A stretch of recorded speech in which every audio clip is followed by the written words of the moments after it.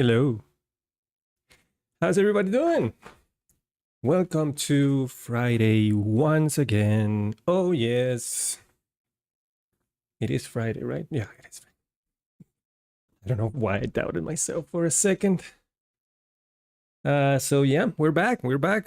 We are working on the Kanban board, and we are going to make this UI even if it kills me, because we can't get this far and not get this right. You know what I mean? We have to do it. We have to do it. Hold on, let me just take care of this Discord notification real quick. And we can begin. Hey Hamad, how you doing, man? It's so nice to see you again. So nice. Yes, yes, confirm. And I believe Twitter was automatic, so it should have been sent already. Let me just double check. We have, what do we have here? We should just post everything. Let me just commit what we did last week before we begin something new. So this was for week 19. Week 19, everything that we did. Commit. And let's branch out of this with week 20. 20? This is 21, isn't it? I think it was 21. Yeah, 21. Let's call it 21.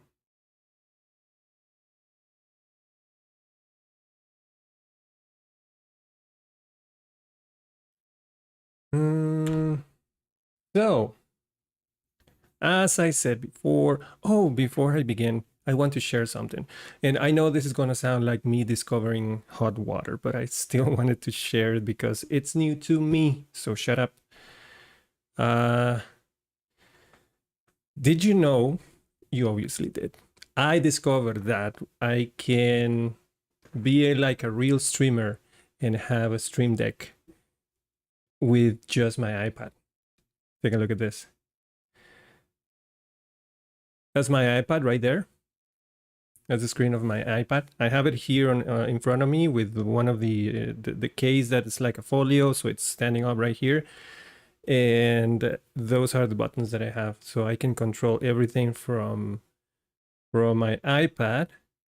For example, I can do this. Ooh. And I'm back. And gone. And back. Pretty cool, huh? I can also control, I have Jedi powers now. I can control, wait, this mic is on the way. I can control my screen with Jedi powers like screen off, screen on, screen off, screen on. Cool, cool, cool, cool. So yeah, I didn't know this existed. It's like having a freaking Stream Deck Mini with my. It works on iPhones. It works on Android phones. Everything. Super cool. So yeah, I discover hot water. I like it. It's new to me. I wanted to share.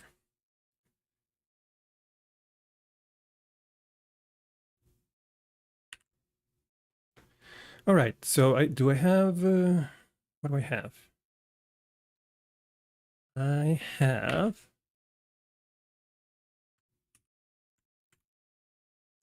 have an idea. So just before we started, before I started the live stream, I was getting a little bit nervous because I want to have this UI.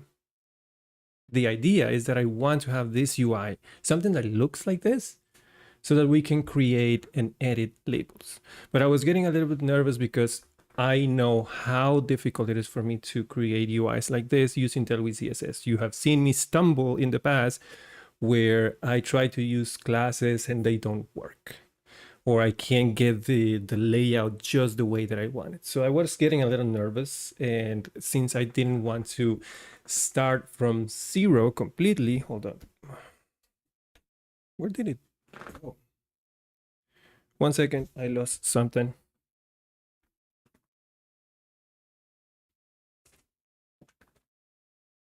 Oh man.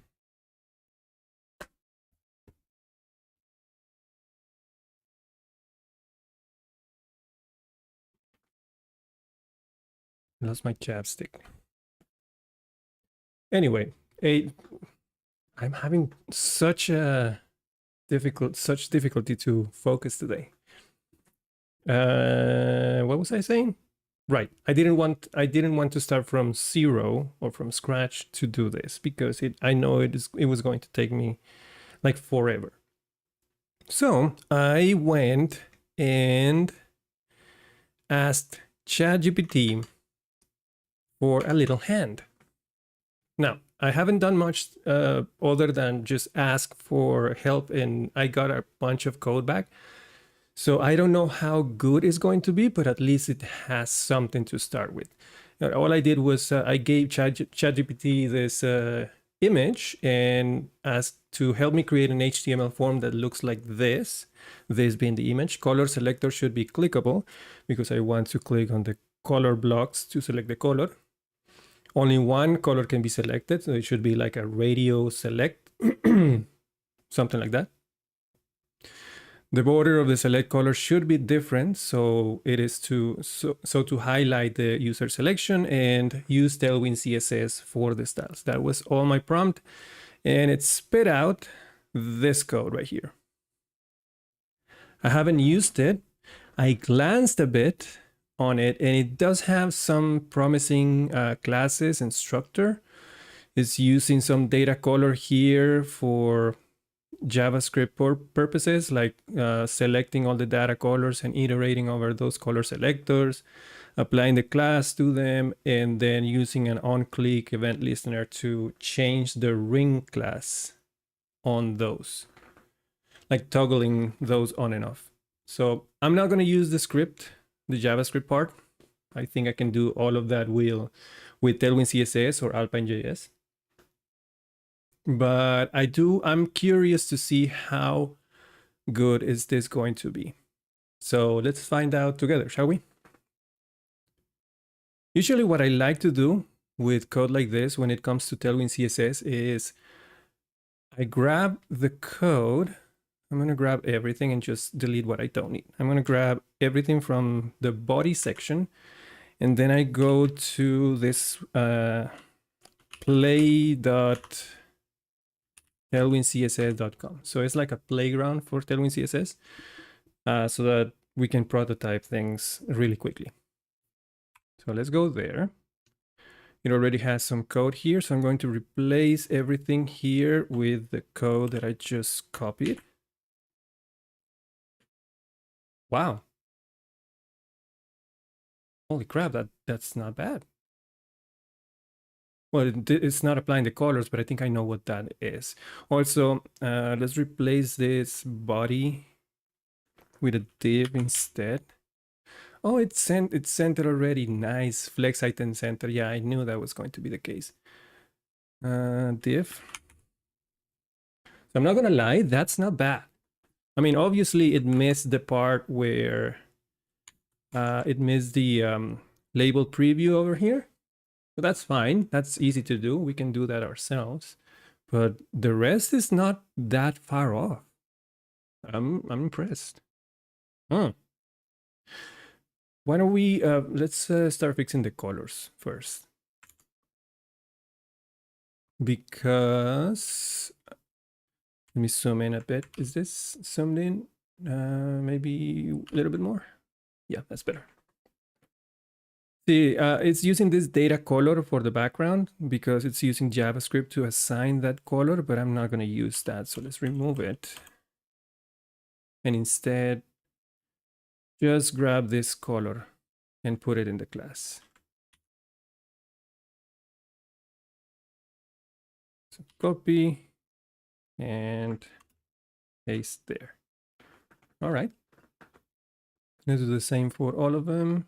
Grab this, copy, and let's just remove that data color actually.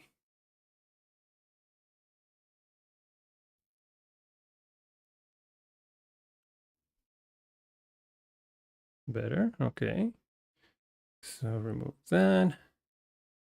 Wish I could do multi-selection here, but alas, we'll do it one by one. No rush.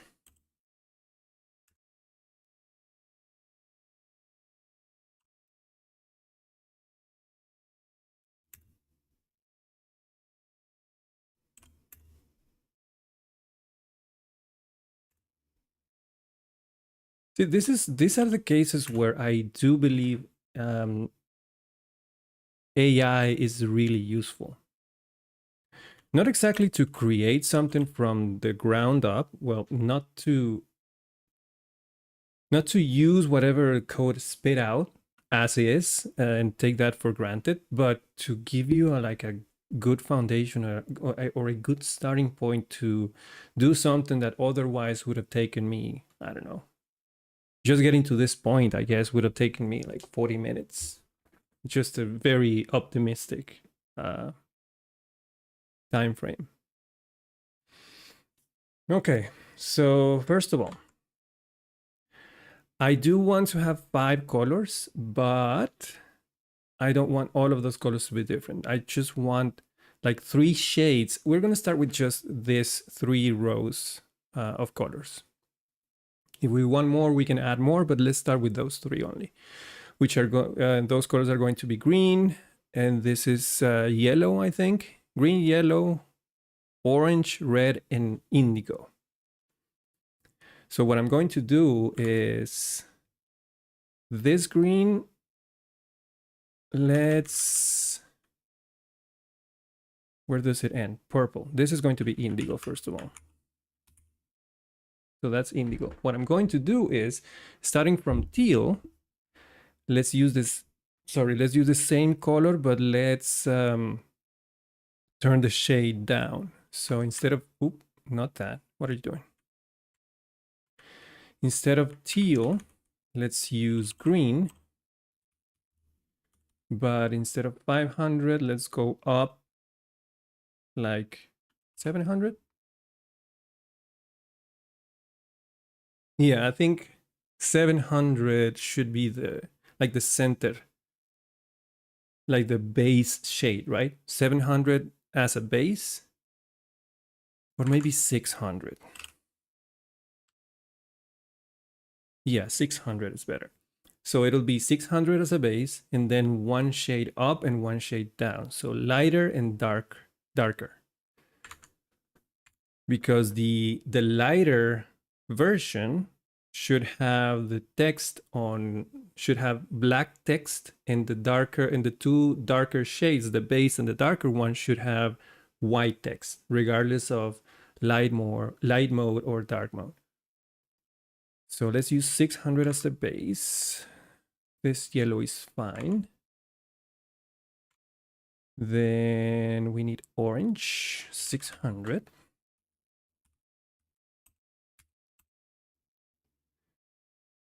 And red, 600.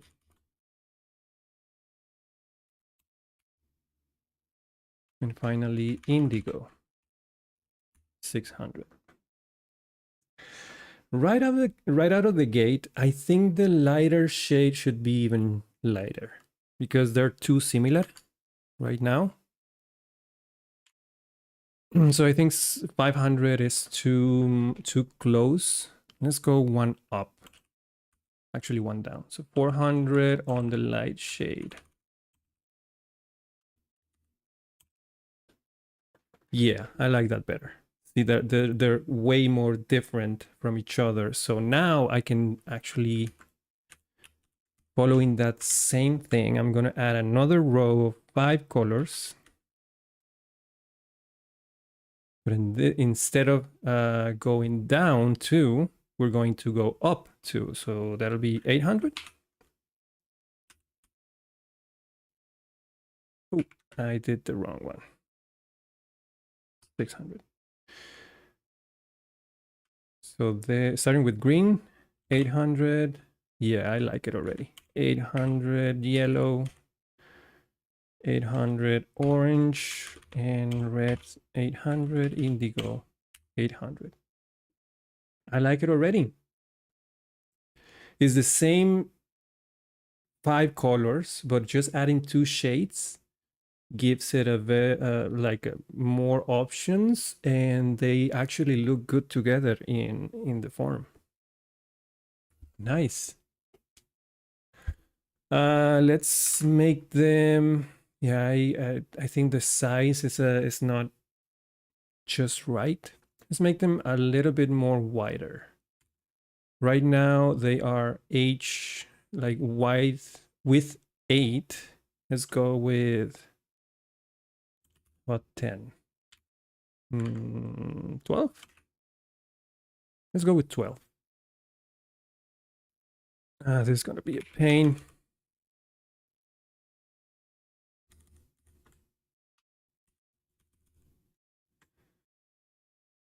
You know what? Let's do it in VS Code. It will be a lot faster. I'm gonna copy this, only this section here. I'm gonna create a dummy file, paste that in.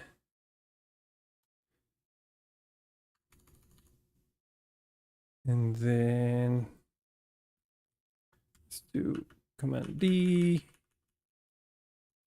There you go. And that'll be width 12. Ooh, this one went too much. This is yellow 800. Come on.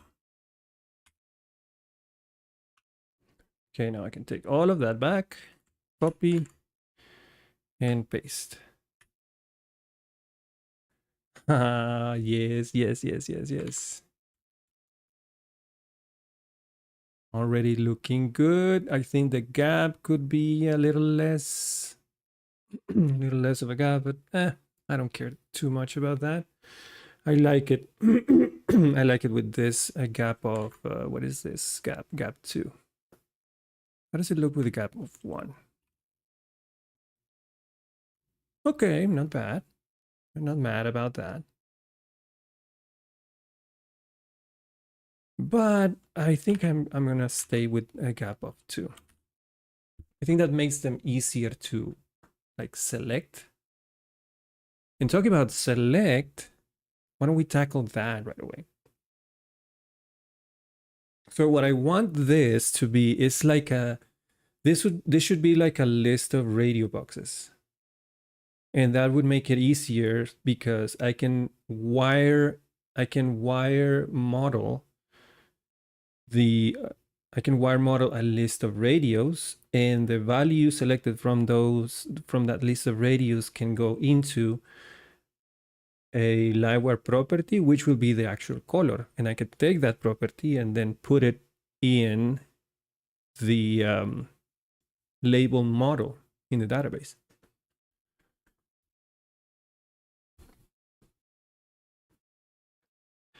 Let's do this. I've seen Caleb doing this, and I learned this from him. So what we can do is we can have a label.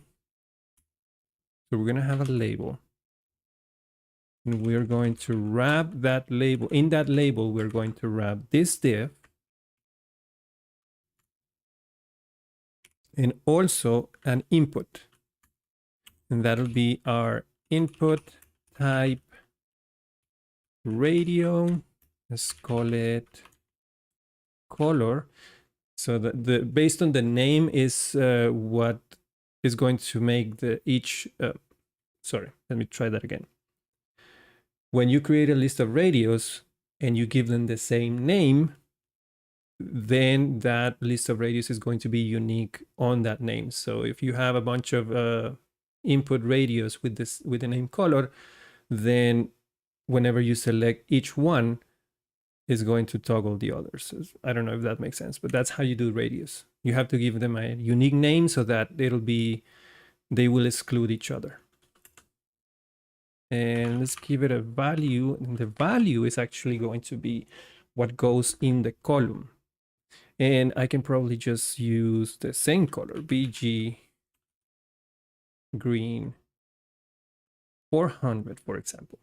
So that's what the value is going to be. It's going to be end up is what going to be saved in the database at the end. And what else? Value VG green, and I think that's it. So now if you notice, we have both the color block and the radio in the same label, but because they are wrapped in a label, it doesn't matter what you click. You can click on the color box and the radio is going to be selected, which allows us to actually hide the radio box. So now if I click on the color box, the input is going to be marked as checked. And that's what I want, because I'm going to take the value from the input and wire it into a Livewire property. But we still need to highlight the item. And we can do this in two ways. We can do this with pure CSS, or we can do this with Tailwind CSS. Let's do both so that you know how they work. First of all, with CSS, you have the what's it called? Well, there is a plus selector. Basically, a plus selector targets the element that is immediately after the selector that you're using. I don't know if that makes sense. For example, we can target an input with a type of radio. So that will be this will apply to all of the inputs. But what we want to target actually is, we actually have to use the checked pseudo attributes. So this will target all of the checked radios, right? But what I want is to target the div that is immediately after the input. So you use plus div, right? So for every checked radio, target the div that is next to it or immediately after it.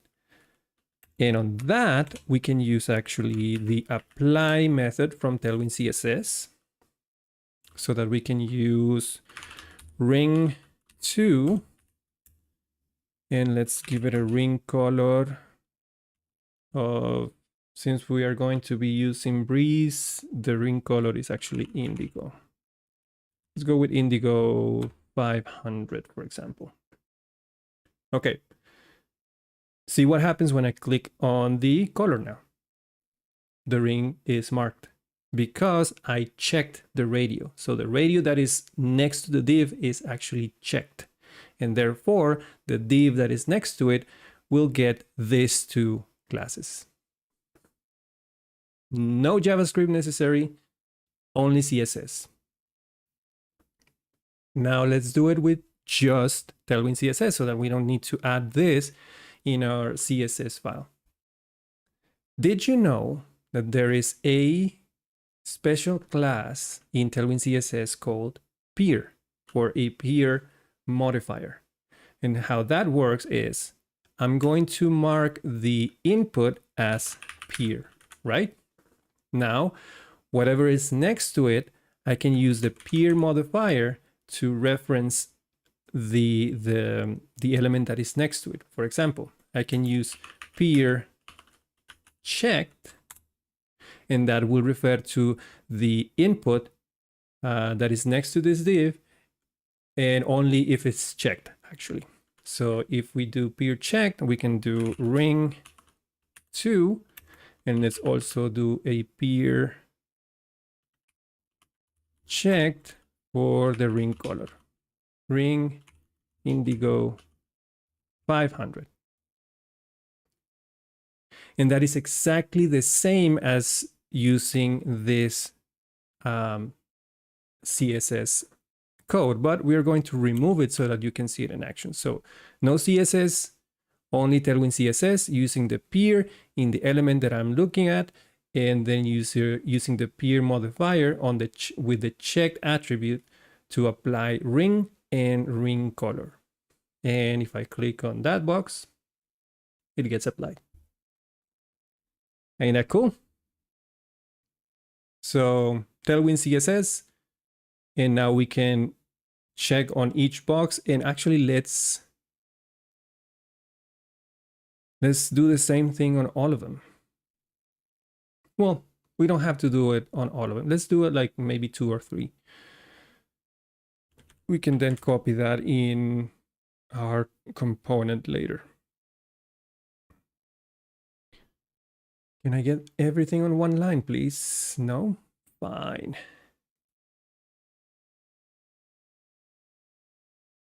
Let's copy this label here. And let's replace this yellow, for example. That'll be, instead of green, yellow. And the value will be yellow. We have another radio value of that. And if I check the green one, that gets selected. And if I switch to yellow, then now I can switch between colors. That's basically the functionality that I need. That's all I need.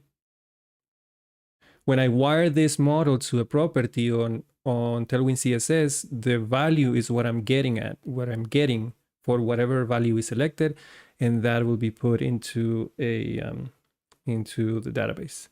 Actually,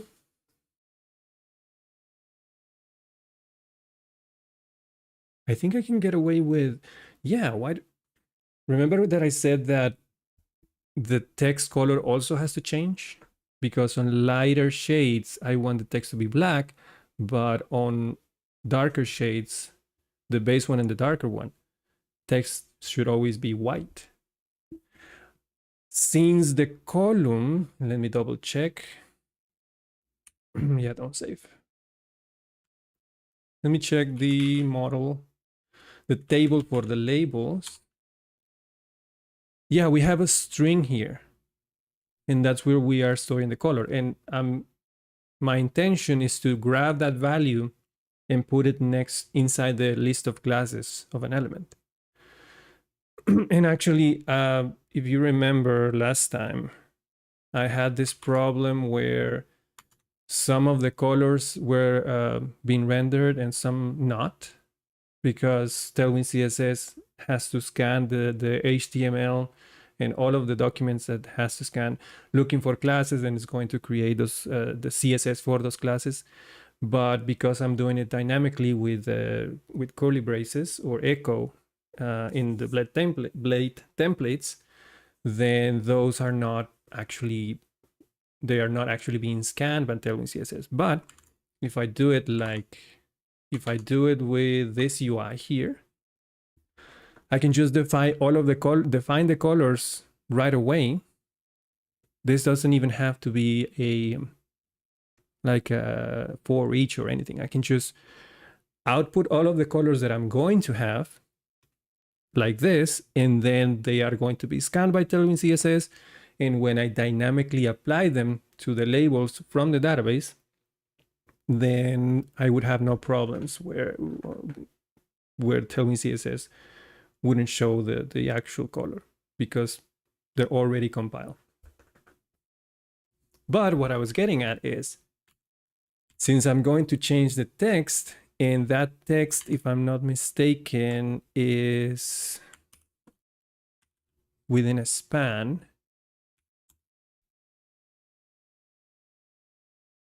Right here, this red, I'm actually doing red here so that I can see the color, because some of them are not showing up. The database has different colors and I needed to see them. But this value here is going to be replaced with label color.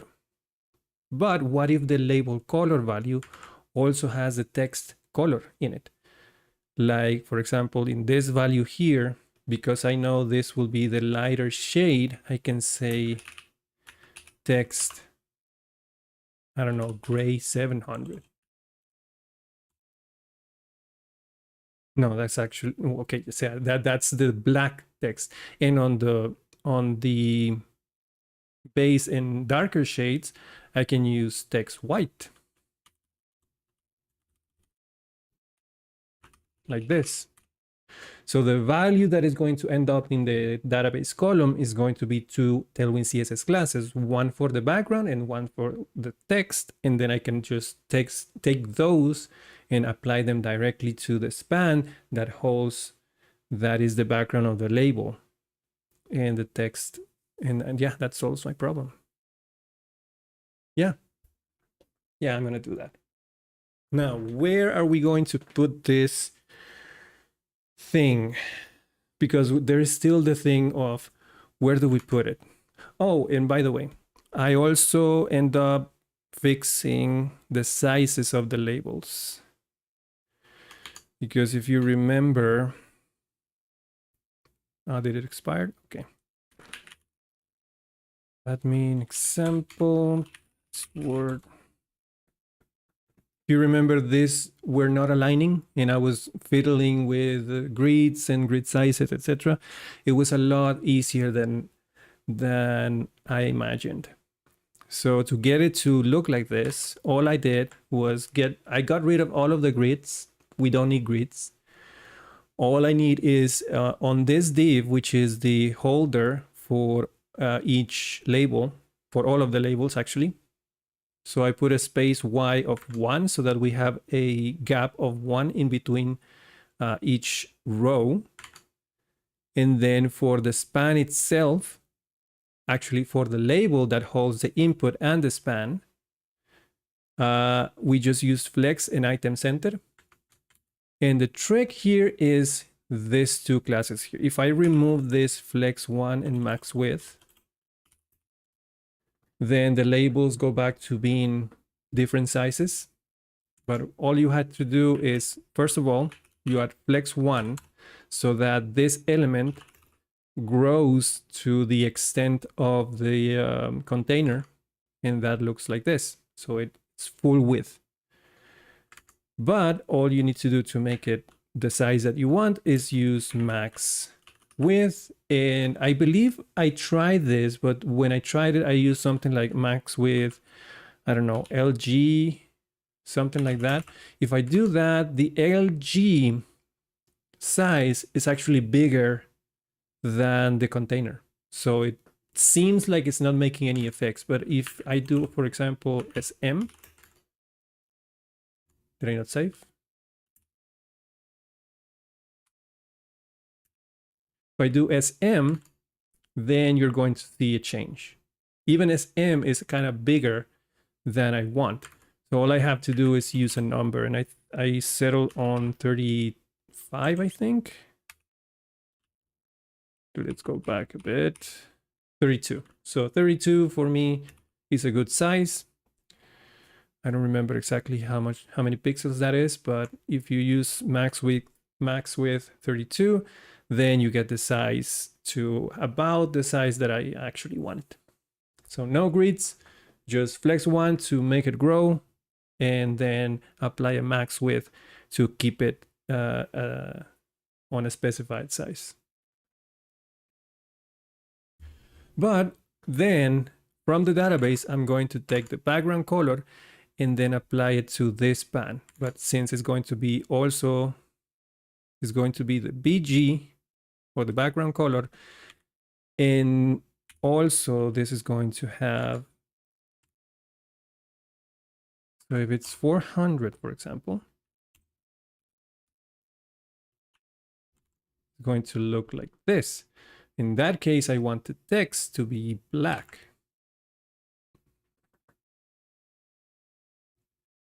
So let's just remove the text white from the label.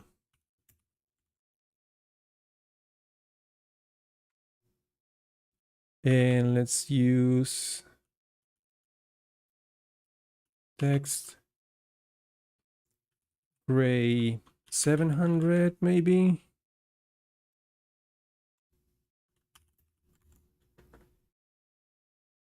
Maybe 800.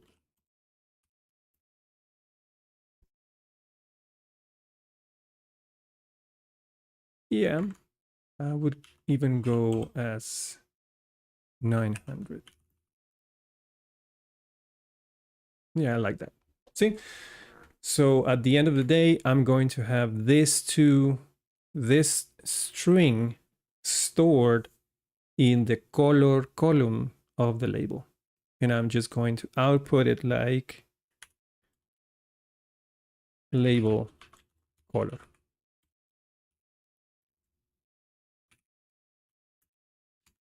Obviously, that's not going to work because these two colors are not being compiled by Tailwind CSS just yet, but that'll be fixed later. Now, we need to decide where are we going to put this UI. And that's the part that I haven't gotten that far just yet. I really don't want to do another model on top of the one that is already there. And I do want to have like maybe, I don't know. Ideally, I would like to have like a button just below the last label, something that says add label, and that will trigger another model, maybe. Another model would look so bad though.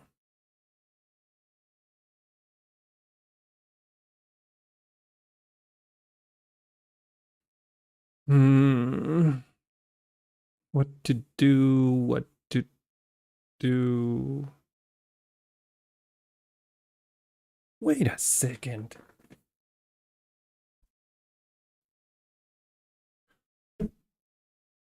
That's, yeah. We can use a dropdown. Oh, how did I not think of this? We can use a dropdown. It comes already with Breeze. We can just use a dropdown. And on this here, we can have a button. And that button will be the trigger for the dropdown. And the dropdown will be, maybe we can align it to the what is this? Align it to the right, so that when you click it, the UI will be on this side. Or maybe even below. I think right side will be fine. So button for trigger, we create a dropdown and we put inside that dropdown, we create a Livewire component, which is the entire form. Let me check. Form. Can I move the L2 inside the form? Will that look good? Yeah. So we can have a Livewire component that will have the entirety of the form. So just form for the root, and we can have all of this inside a Livewire component. So when we click save, that means that we should probably emit an event. And let me check the labels on this component. Edit task. That's going in the mount, so I probably have to change this to be a computed property, just like we're doing with in other places where we need the value to change. So save a label, create a label, emit an event. This component will listen to that event and just re-render all of the labels. I think that's gonna work. I'm not worried about the preview just yet. If we can get this to work, I would call it a win. Let's try and create this component. Why don't we start there first? Let's see. Where do we start? Where do we start? Let's create a component. Oh, this is really small. Didn't notice. That's better. Let me see. So right now we are putting all of them in Livewire add edit. So we're going to need an add label component. Let's do that. PHP artisan make Livewire. Ooh, all crooked. Oh, here we go. Livewire add label. We can even go further and create a form component for the labels as well. Yeah, we'll do that. So add label. That's it. Yeah. We have the component there. Now let's modify the template. Let's open add label.blade.php. And let's grab all of the code from here. I'm going to take everything inside the form.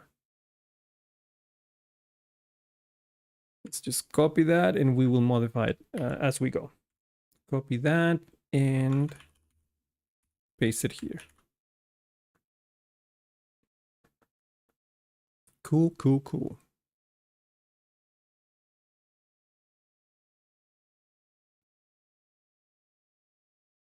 This button, we're gonna change this button, but one thing at a time. Come on, focus.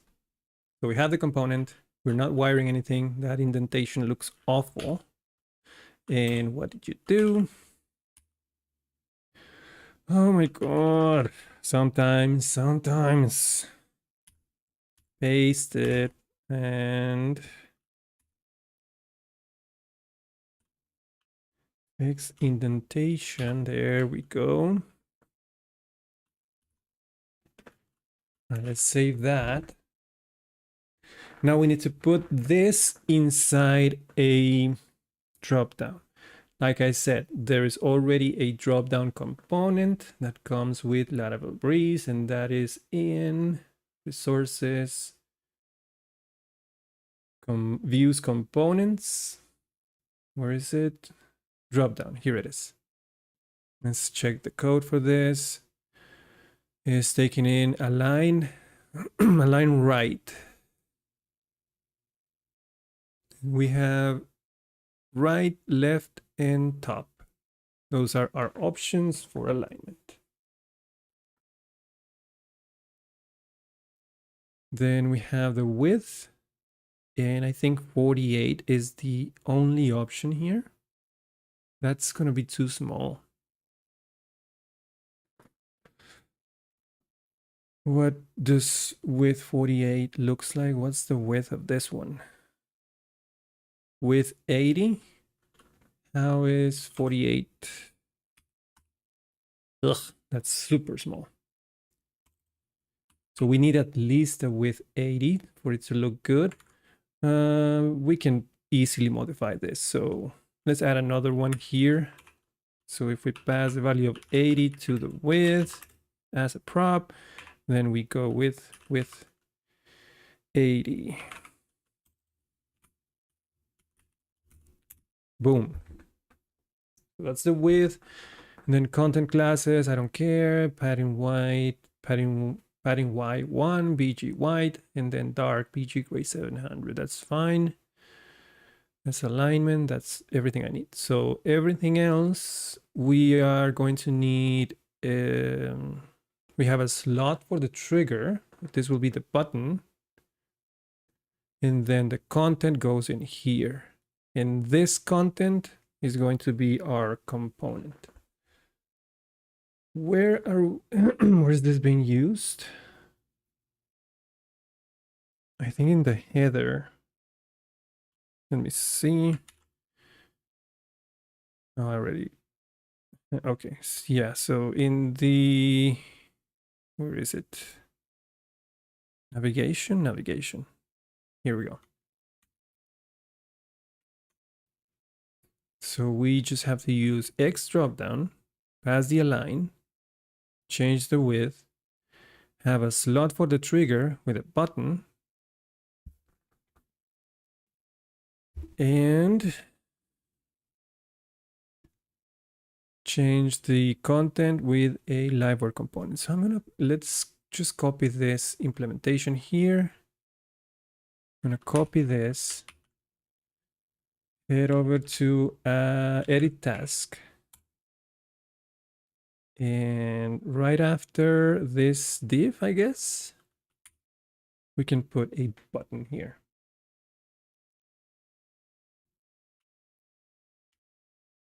So we put the drop down there. The trigger we're going to change because let's just change this div.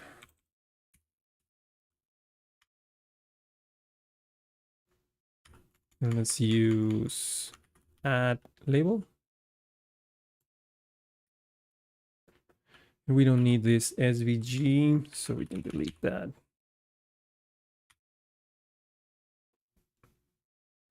So button class, inline flex, item centers, we don't need any of that.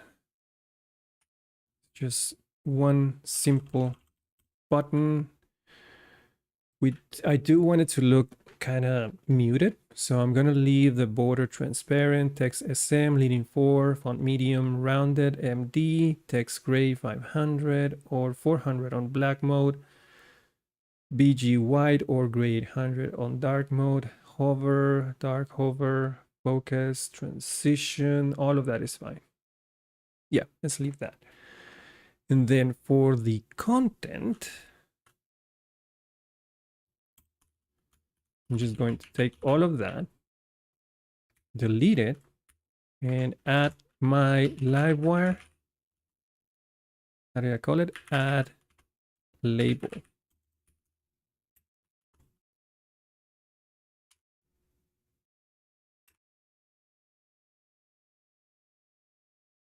Will that work? Will it look good? Let's find out. Okay, so we have broken everything. It's not working. Dang it. Why? What did I do wrong?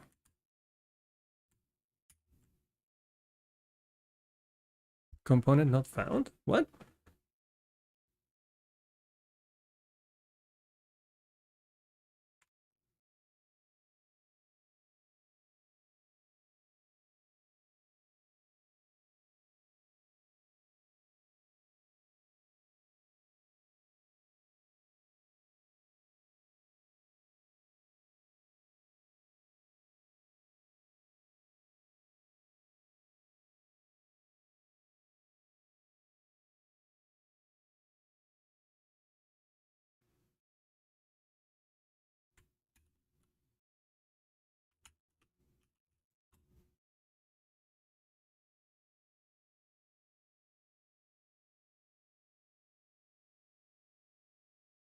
What do you mean component not found?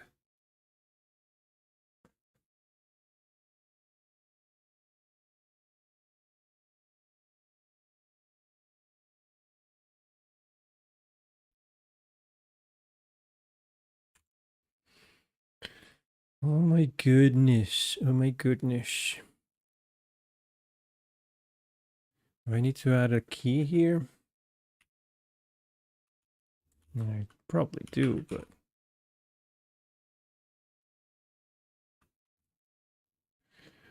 what do I do for the key is something I don't know.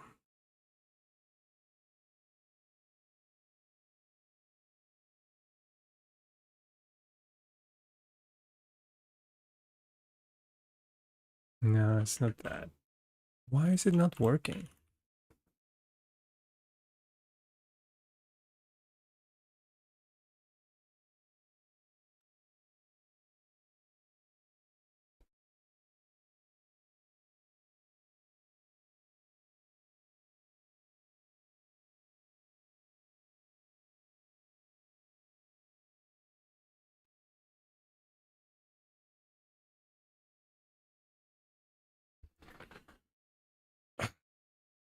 Come on.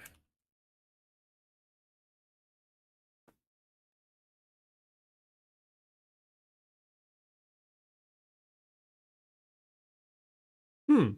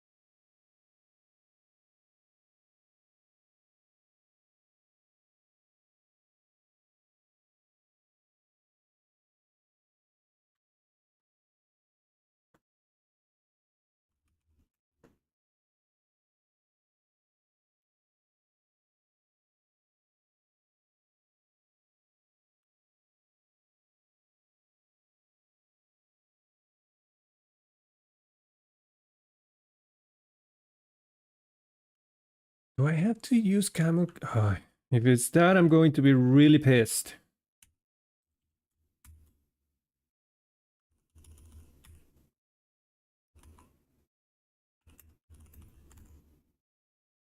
No, it's not that. Why?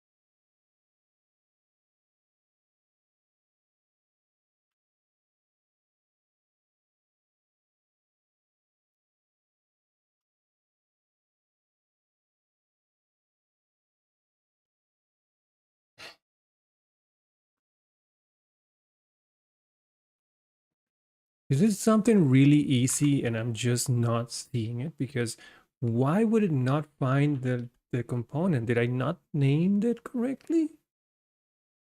This is pissing me off. Sources, views, Livewire, edit label, add label.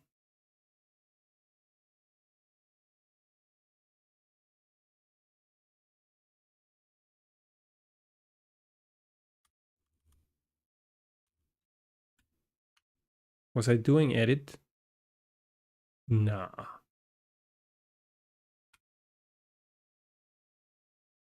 Was I doing edit?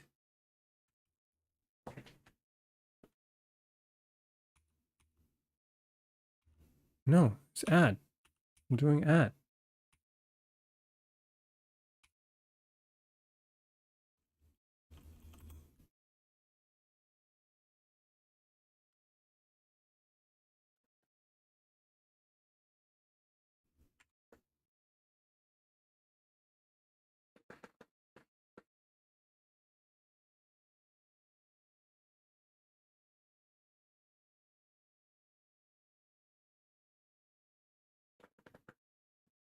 This is really weird.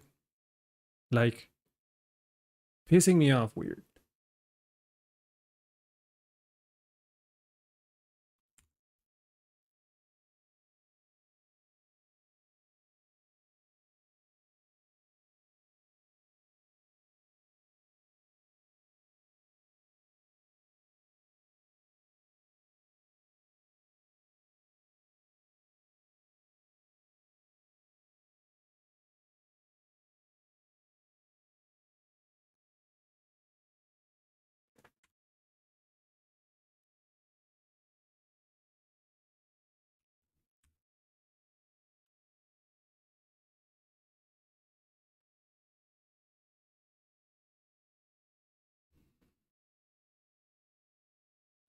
Any other component is working. I save that. There is no errors. Obviously, it's closing down. I don't know why. It's got to be something with Alpine.js, but it's not. There's the component is there. It's what add card. The hell is this?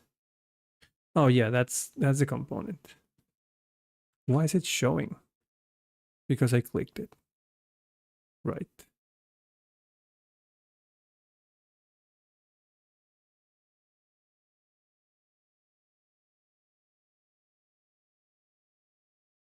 There is a component.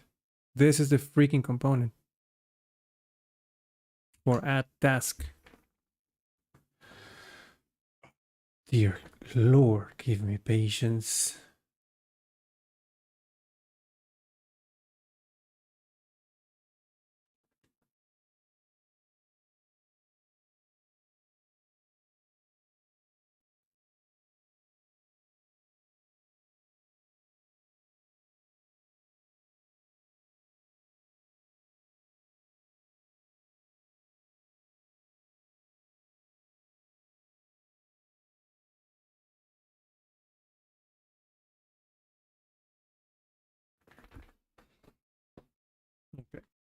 trying something different. What if I just put it in the layout?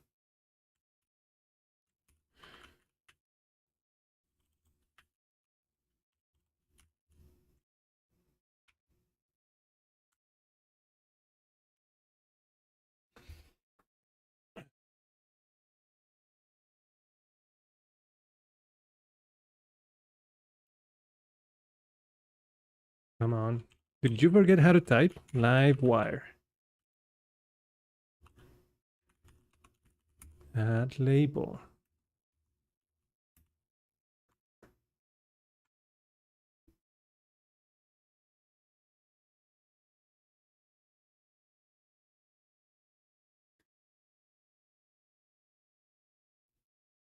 There it is.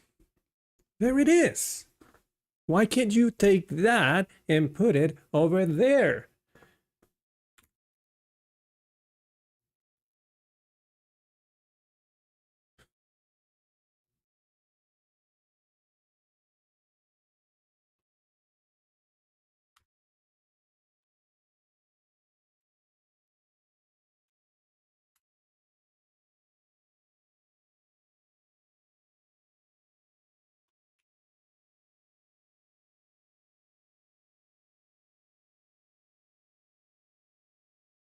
Oh, dear Lord.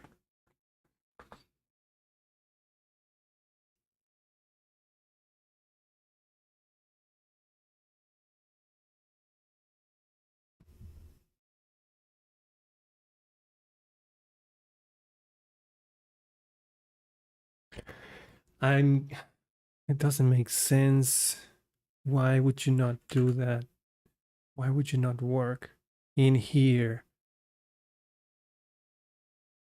Any other Livewire component works. Why won't you? I really don't want to put all of the code for that in here in the content and just use the edit task component. But I'm guessing that's what I have to do if I want to move forward and then figure out this crap later.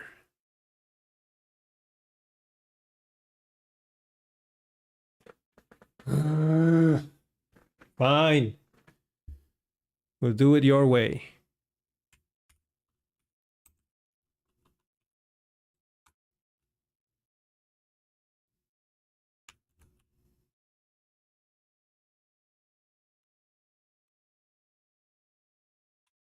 Don't do this thing at home, kids.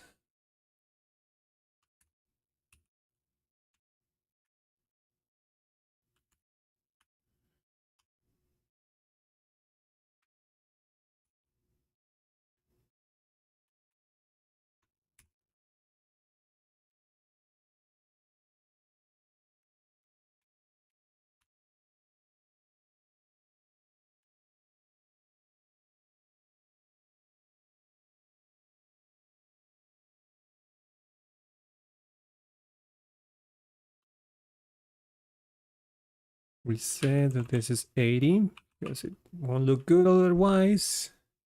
And alignment is right. Let's leave it like that.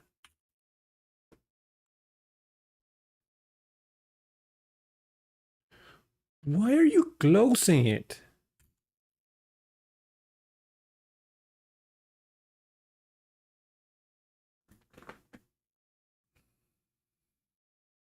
I guess the drop down won't work.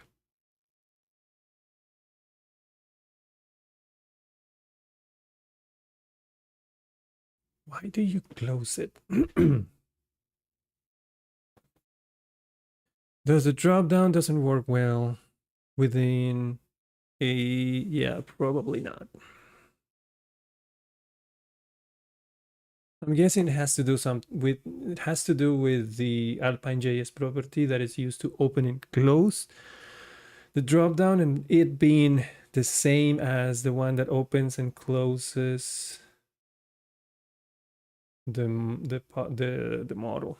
Let me check. Components, drop down. Yeah, this thing.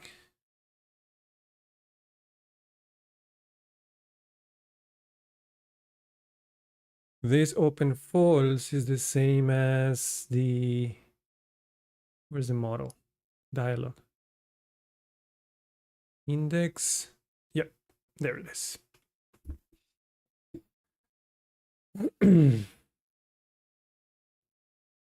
Plus, I did spot an issue where the drop-down content, it's staying within the confines. You see, there it is. That's not what I want. So kids, we're going to need another model.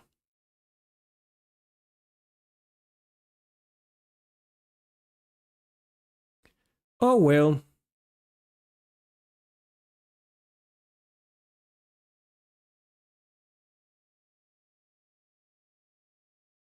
I really didn't want another model, but I guess that's what we have to do.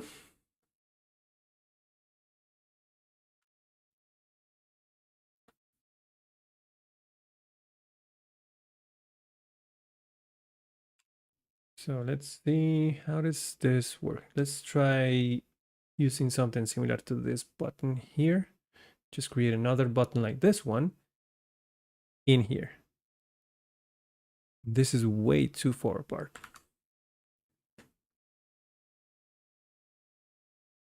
That's in the header. Let me check. First of all, let's just go back to edit task and let's remove this crap. Where's the drop down? Here.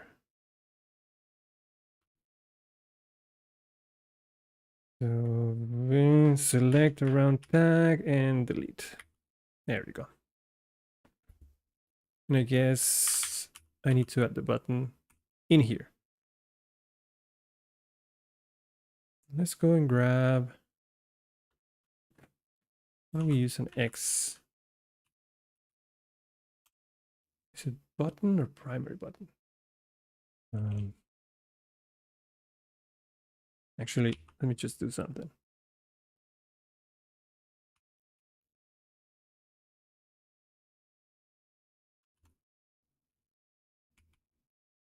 There. Grab the button, we'll need it, and delete everything else. Select, around tag, delete line.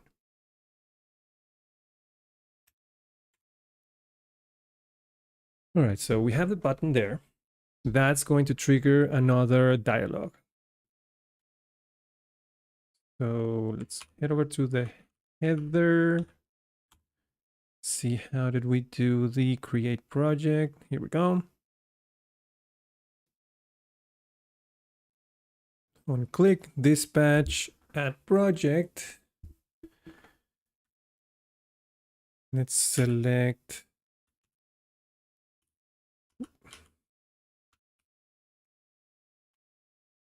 Copy that, and the dispatch is going to be add label.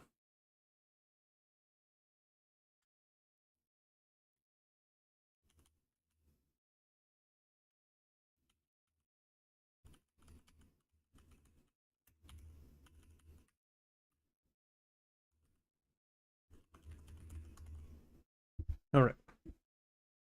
So that we'll have to handle in the add label component. Let's see, how did we do the add project? Add project. Here we go. So that's a whole dialog in a dialog panel. Let me just grab this.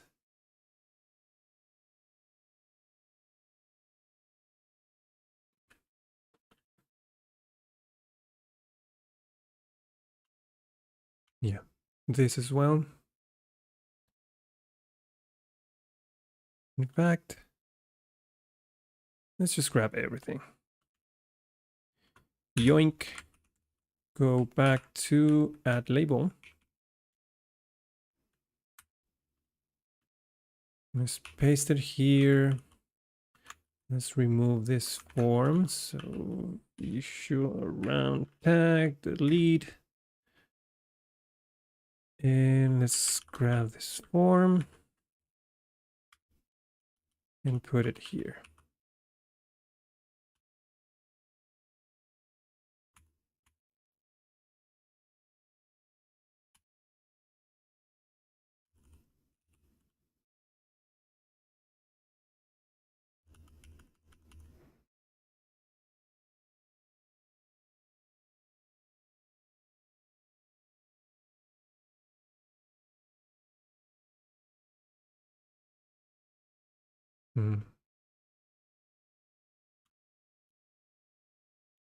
There.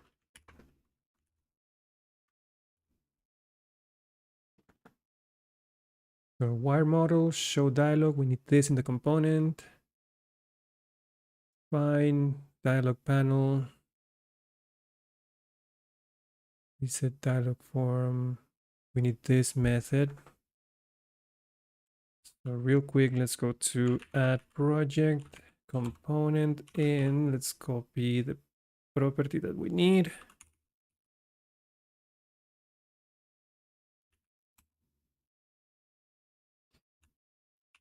Put it there.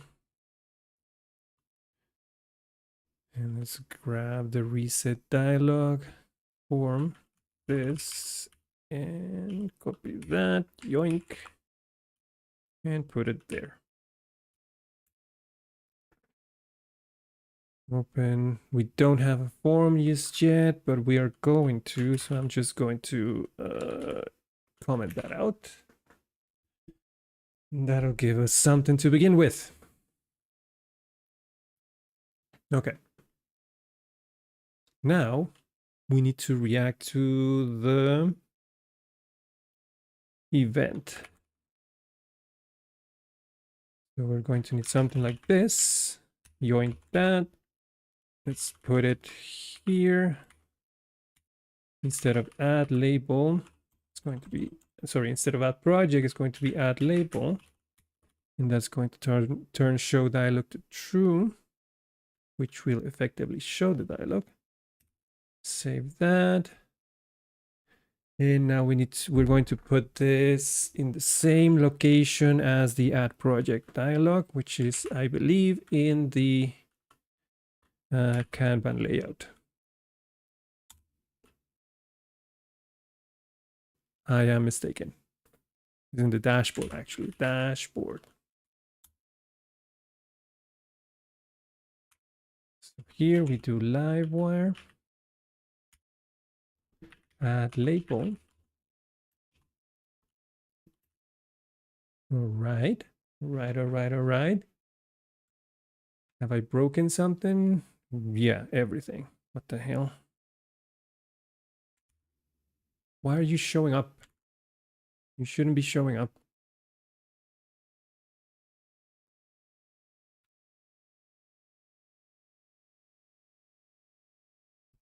Oh, no. What? I forgot to remove it from the layout. Kanban layout. I think. No, it's not there. What the crap? Why are you showing? Okay, let's see.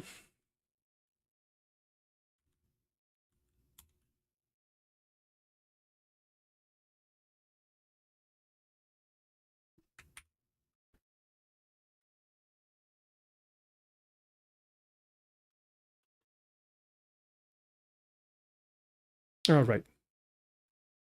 Wait. No, it's false by default. What is going on here? This is so weird today.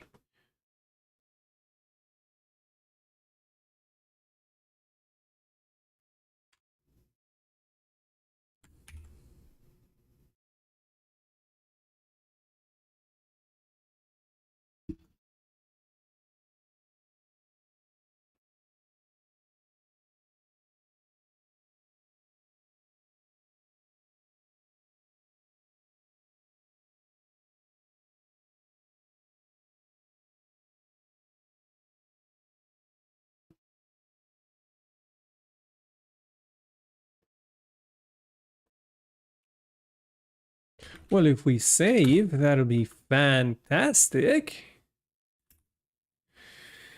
Oh my god.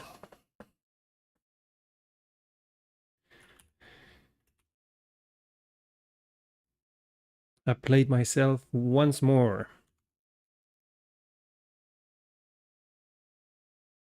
What did I do here? All right. So save that. Okay. My apologies. My back hurts. I'm having difficulty concentrating, but this should not work.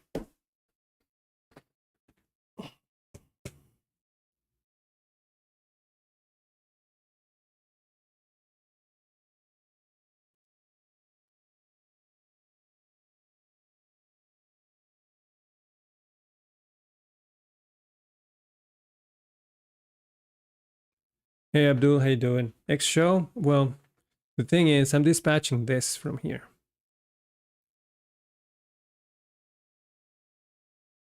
That dispatch is being caught by the add label. Add label, show dialog, true. And that show dialog is being wire modeled here and connected to the open property in the dialog panel.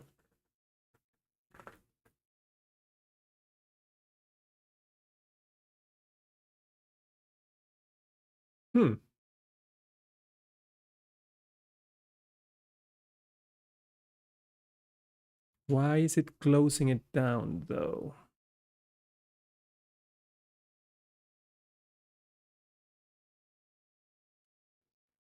Oh my goodness, oh my goodness. Now, see what happens if instead I go to the, what's it, the header?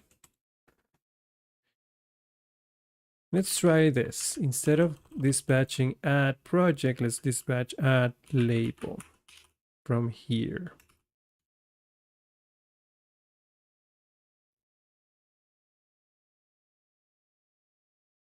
Now you're not gonna work either?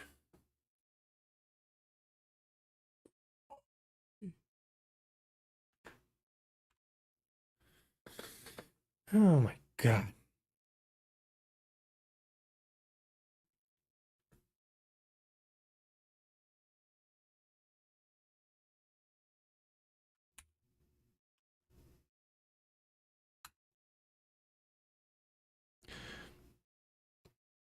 You know what's happening? Care to take a guess? First of all, let me go back and undo what I just did. It's something that here's a hint. It's something that I often, very often forget to do.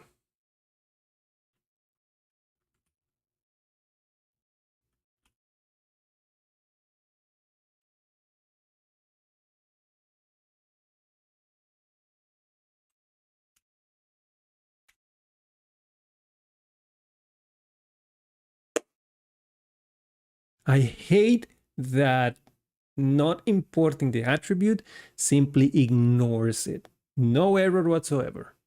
And I do have the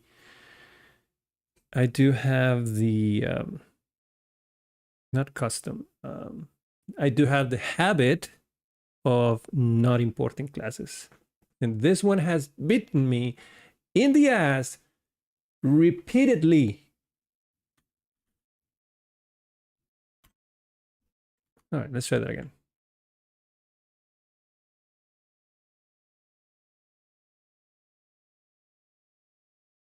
It's too big.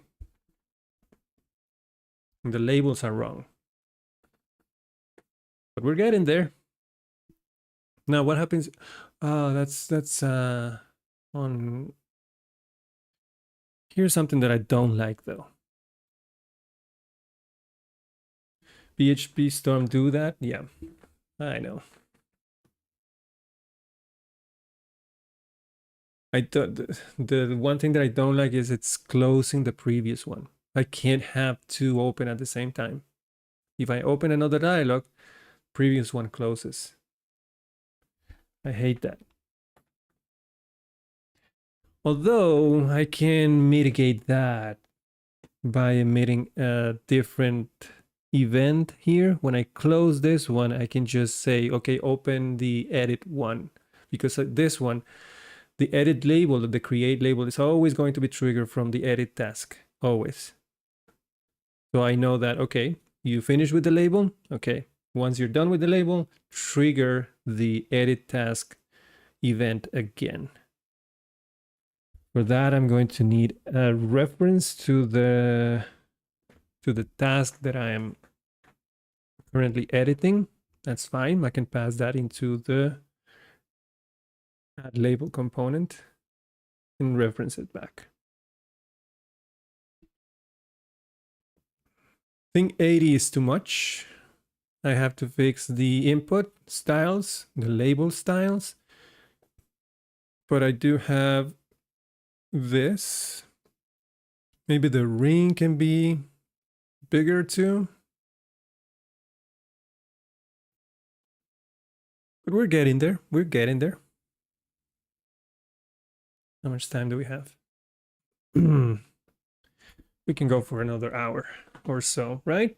No problem. Let's start with the input and label. No, let's start with the size. I want this to be smaller. I don't think I can control that though.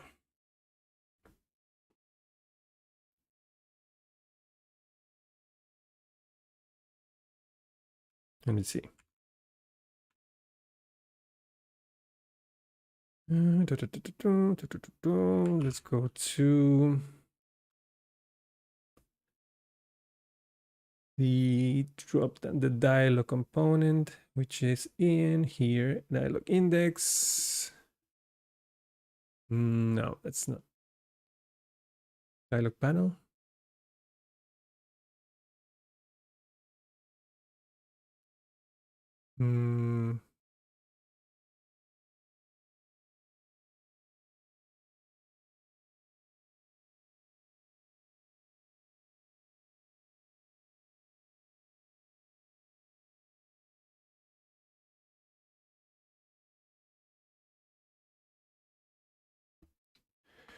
Yeah, it's this max with Excel.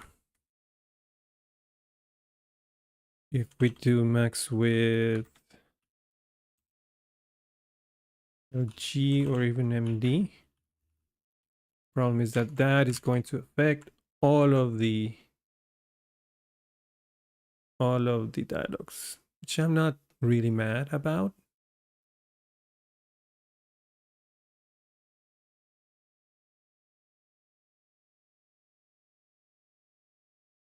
Yeah, I don't really mind. How about it's M? How does that look? I like that. I like that size. Add label. It's a good size. Project, that's a good size. Edit project, that's a good size. Yeah, I think this is a good size. Am I zoomed in or not? Yeah.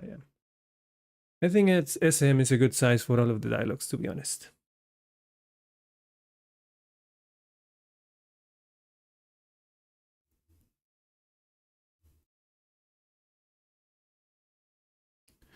Check if show dialog true. I don't. Here's the thing though.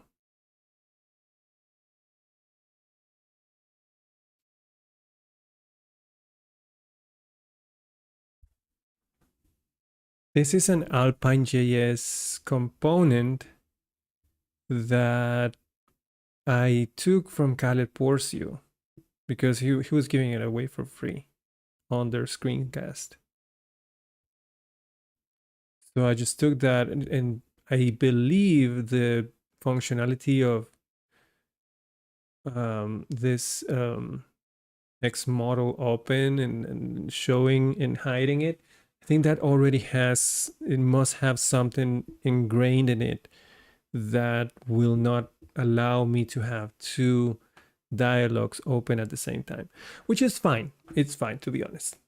I'm not going to complain. And if you notice, yeah, it's the same background. It doesn't change shades, like adding two overlays on top of each other. That's not happening. It's just closing the other one before opening a new one, which I think is something common in a UI like this. And like I said, I'm okay with that. All I have to be careful is once I'm done creating the label, I need to reopen the previous dialog, and that's easy. When I click on this, I just need to pass the current task that I'm editing into the add label component, so that when I'm done with the label and click save, that will close this dialog, and then use that task ID to reopen the task that I was editing. And that will actually open with the new list of labels, which I think it's okay.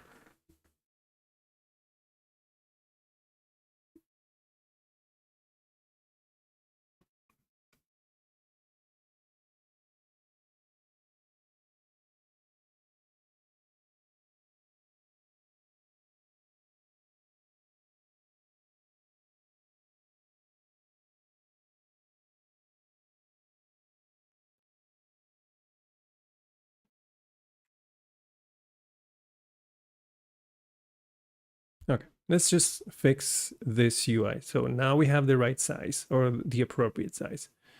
Let's fix the input here, which we can do by just using the included input that comes with Breeze. Check sources, views, components. We have input label, input error. Do we not have an input? Let's just copy it from the add project component.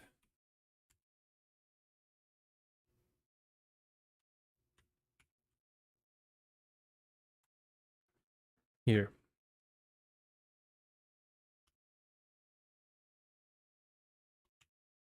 Just copy this. Yoink. Go back to add label.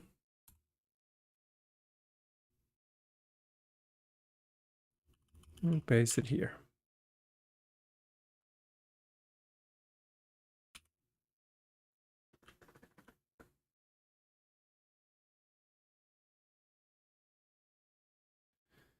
So the label was the column name.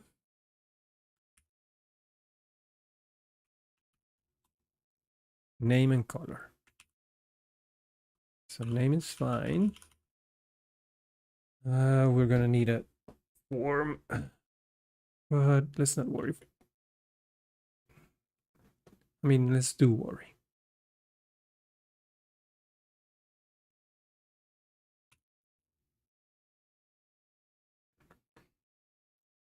Let's create that form. Okay. We're gonna need it anyways. So PHP artisan Livewire artisan.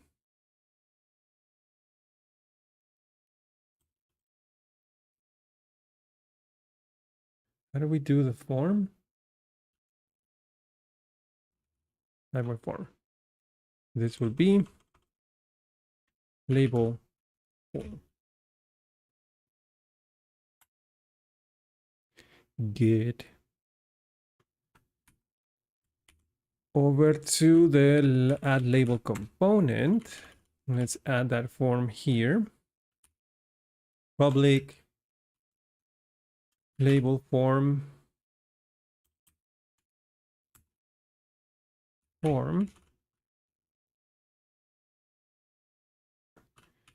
And let's head over to this label form and add a public name. That way we can go back to the add label and just wire model to form name like we're doing here. And instead of project name, let's change it to label name.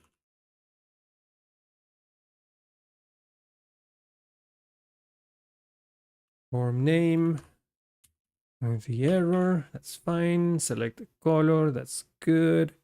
Now this is where we need to start changing stuff because we're gonna do it with the first two, and if it works, we can keep doing it. So this input type radio, I think we need to do wire model instead of name.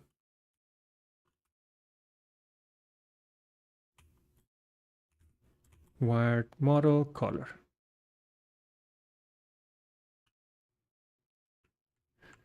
Back to the label form, we're going to need a public color.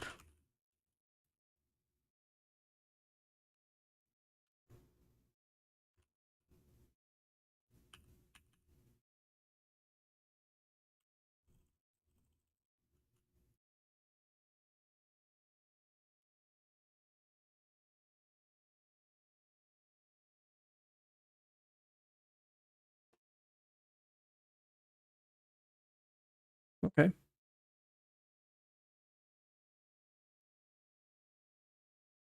Save that. Let's go and check. That's looking good. This label, we need a different color. And this is not working. I can select both. Do I have to give them a name? I probably do.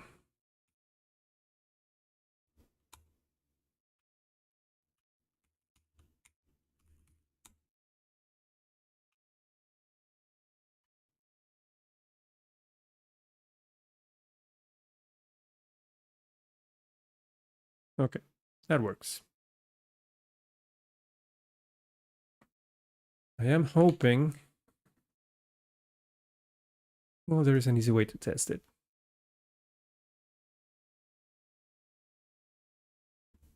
Here.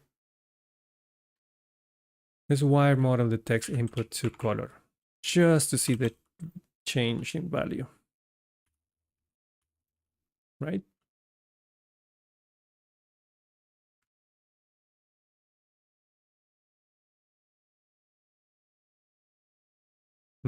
Not changing.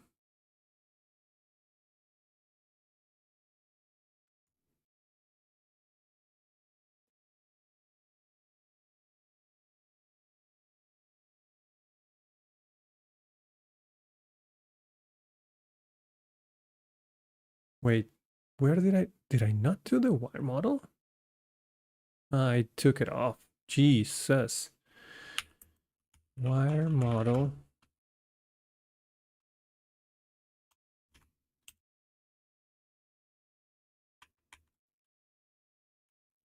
Form color.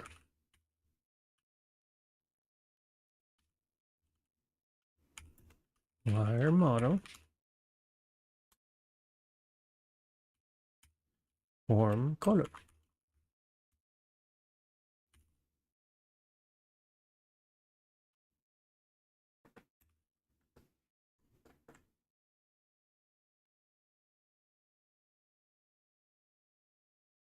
Still not doing it. Should see the value up here.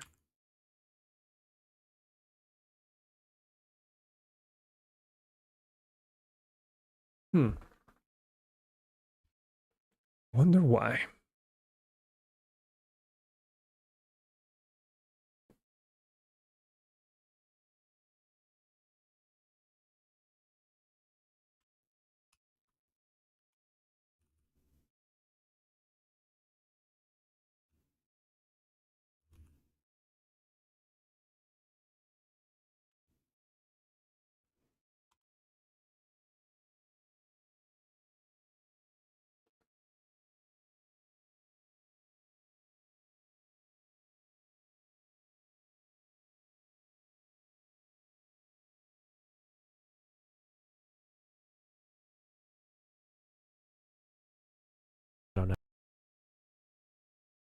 now. Receive emails.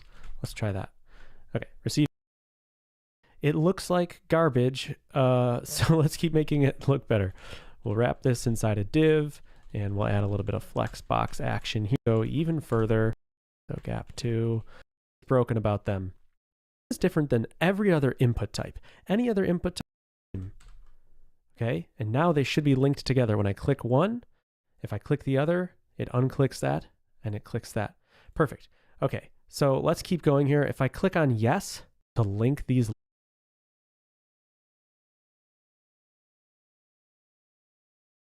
Oop.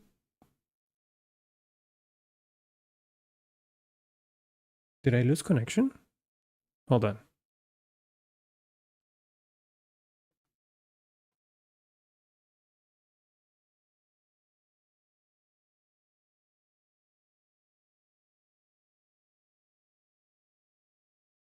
Twitch is fine. YouTube is fine. It's just the Stream Deck that got disconnected. 1 second. There we go. That was weird.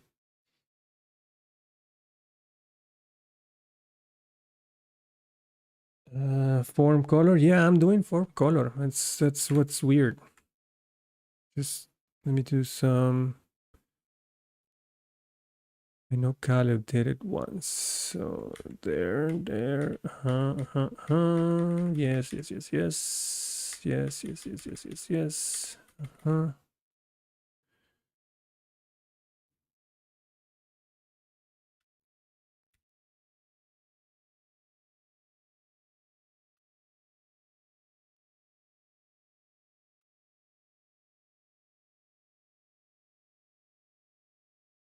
Did he do it already?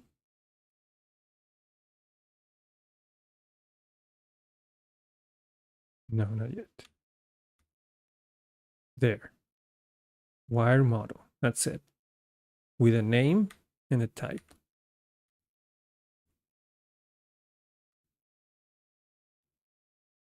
And a value. That's it.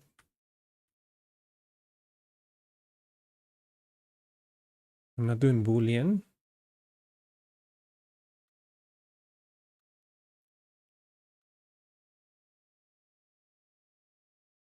I'm just putting it in the form. Yeah, it's exactly what I'm doing. Huh. Input type radio, name color, wire model form color. Oh my God, save the freaking files. Thank you. Label. There you go.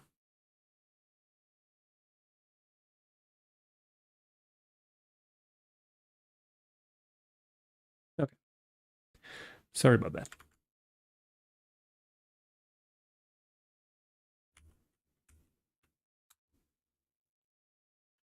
Back to, you are going back to form name. Wire model, form color, that's fine. Text white, and I have to do text white here as well.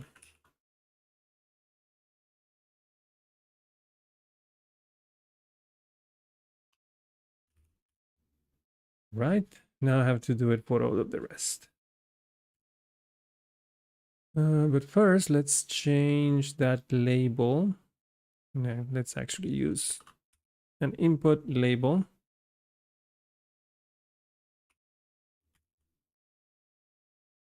And the value is going to be select color.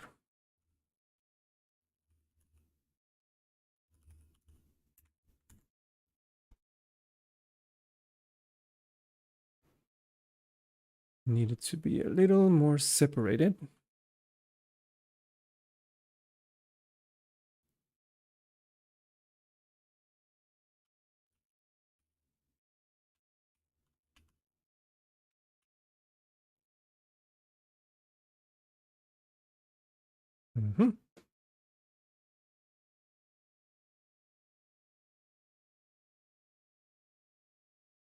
Okay, it's starting to look good.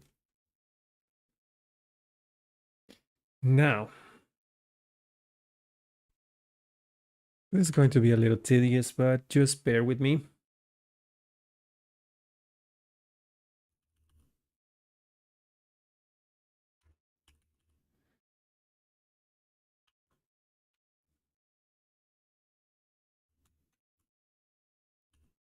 Yank that. Paste orange 400.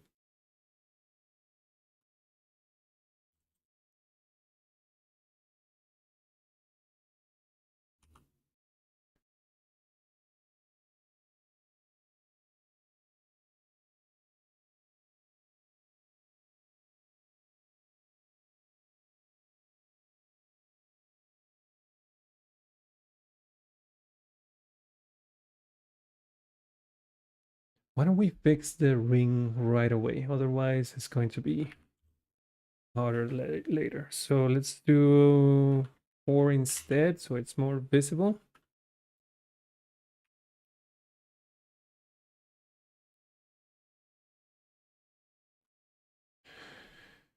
One column BG orange 400. BG orange. All right, saved.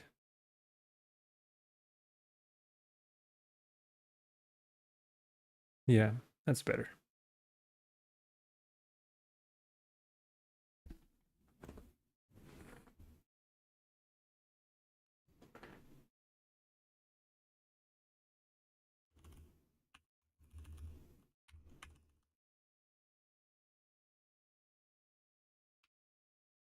And then red 400.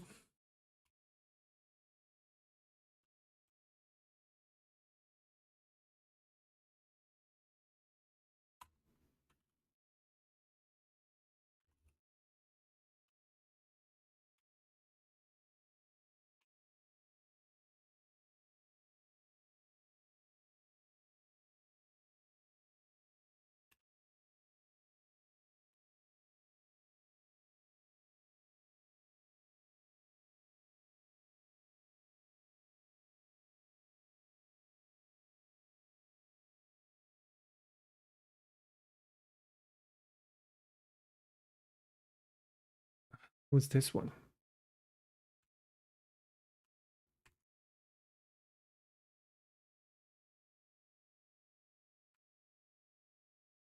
Orange, red, indigo.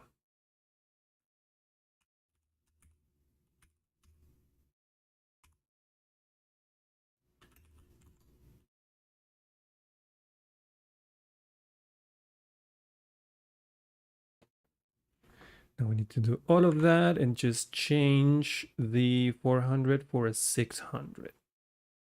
Let's grab everything from here up to here. Yoink. And then replace all of the 600s. Paste. And then let's actually do this.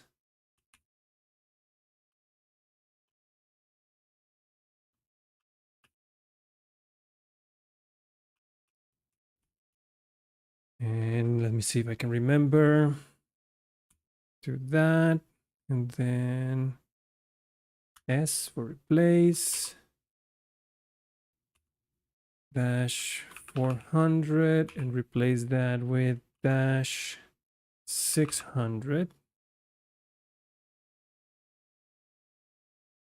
And that should do it, right? I think so. Do G just in case. Boom. Save. Label and boom, boom, boom, boom, boom. All of this work. Now we just need the 800s. So again, let's take all of the 600s from here up to here. Yoink. 20 down. Select the 800s. Paste. Why are you like this? Visual. Go down.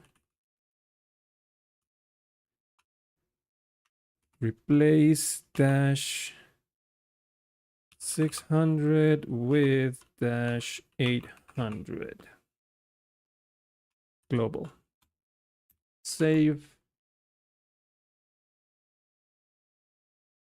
Boom, boom, boom, boom. Alrighty then.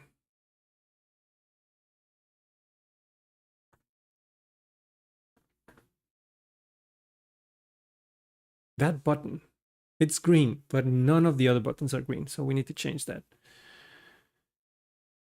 Make it like this.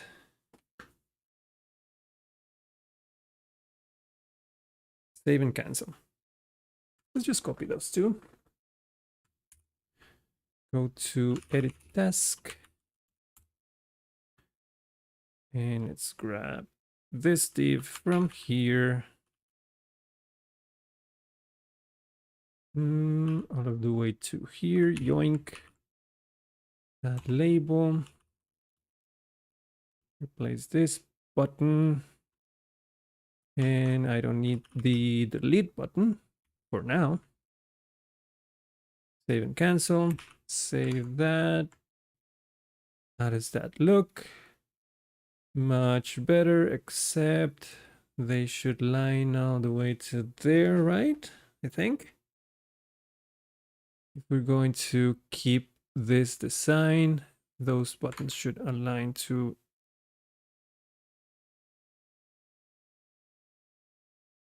to the right. Sorry. Why are they not? Edit task. Oh, is it justify between? That's why. If I had a delete button, then yes, but since I don't, then this justify between turns into justify end.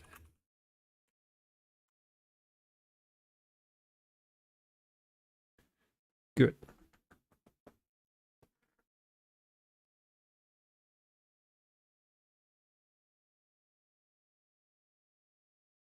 Okay, now we just need to give this functionality, which should be pretty easy. I'm debating if I want to have tests for this, which I should have. I already have the component, so that should not be a problem. Do you guys want to create the tests first, or should I go straight to the form? I'll give you 10 seconds to comply.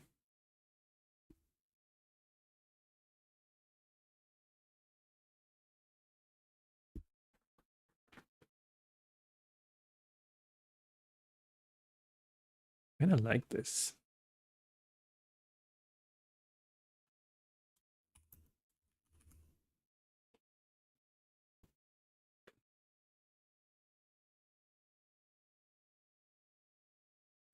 Where did I put my chapstick? I'm confused. It was right here. Did I swallow it? No. Eh.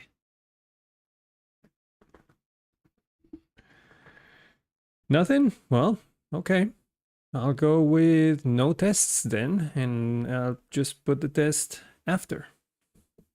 Actually, give me just a second. I need to go grab some water because I feel my throat just closing. So, be right back.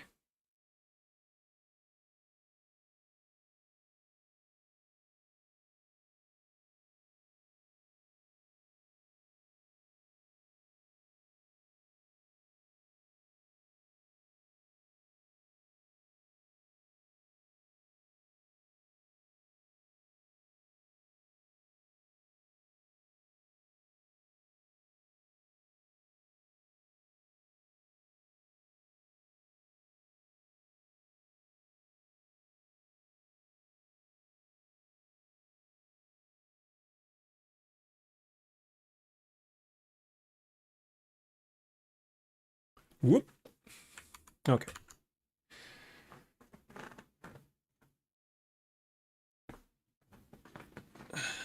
Let's start with, I think that create task is going to be my base for this.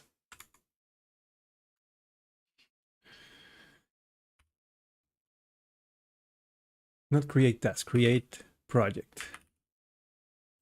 Add project, sorry. So in add project, we are going to need a store method. I think we already have this one and this one. So we are going to need a store method. Let's go ahead and create that right away. Add label.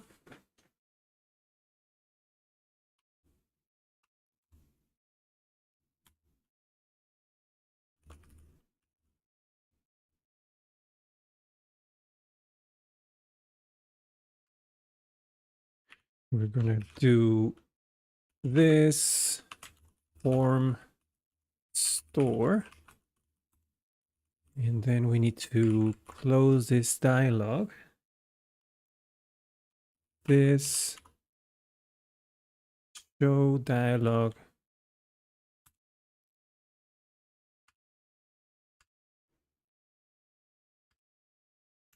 is false.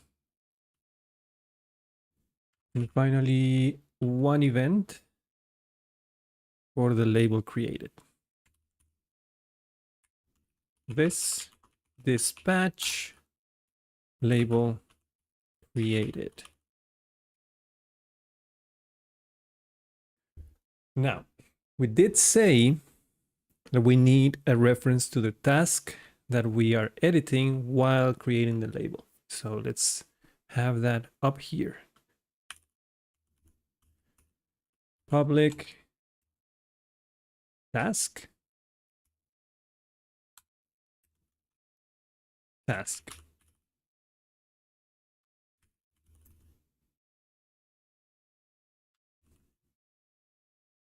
Just like we did in edit task. Although that is in the form. I don't need it in the form. I can have it on the component.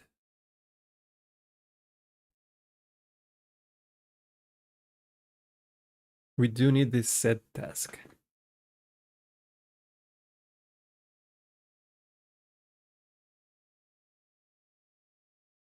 We could just take this. We could keep a reference to the task the whole time. I think that would work. As soon as we dispatch the edit task event, now there's two other components listening for that. The edit task component and also the add label component.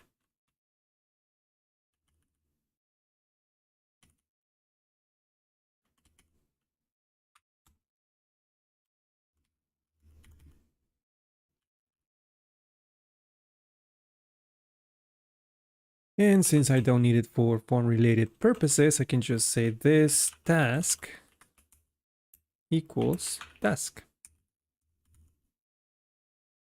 And I don't have to do anything with the dialog. So that's it.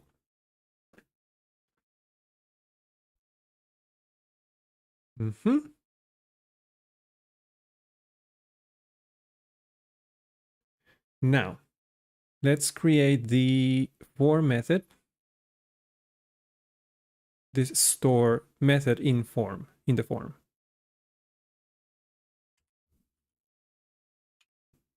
Let's go to project form.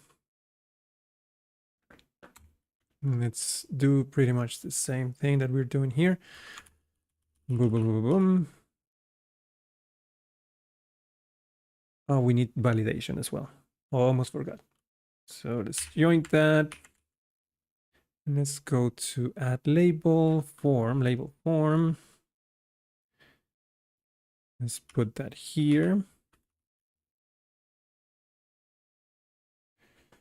And let's add validation as well. By the way, I don't have an error message for the color, so I'm gonna need that.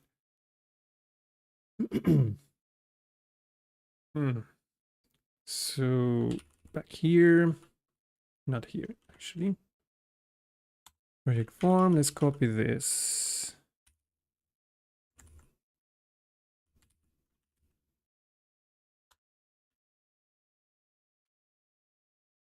Let us not forget, okay, it's already there. Validate is already there, that is required, and I'm gonna need another one for the color.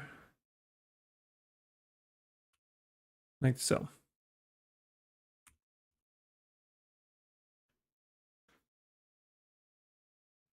And before I forget, there is something in the add project form, which is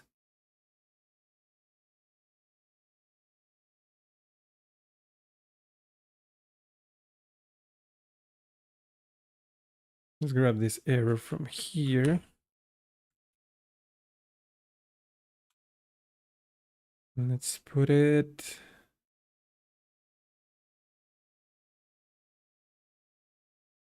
I don't know if I should put it before the grid of colors or after. Let's put it before.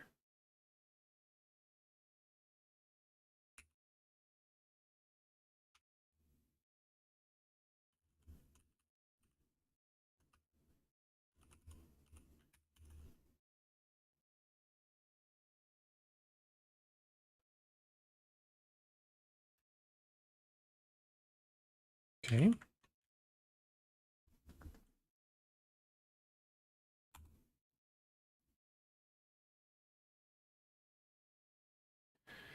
Now for this, I can just directly create a record in the labels table.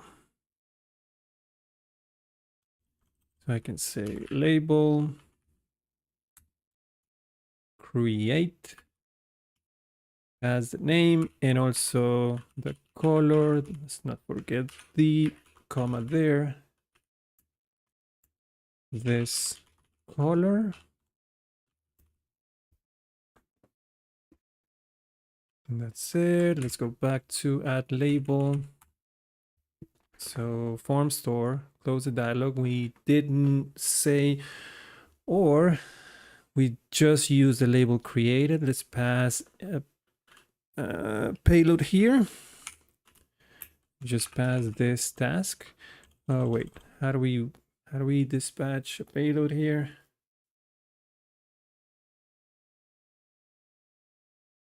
Hold on a second. Do I just have to pass? Is it like an array? I forget. Hold on.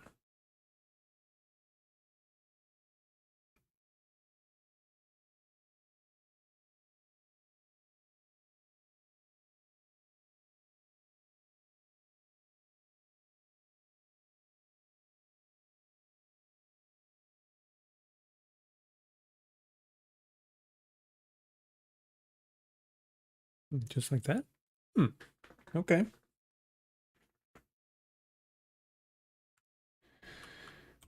So in this case will be task,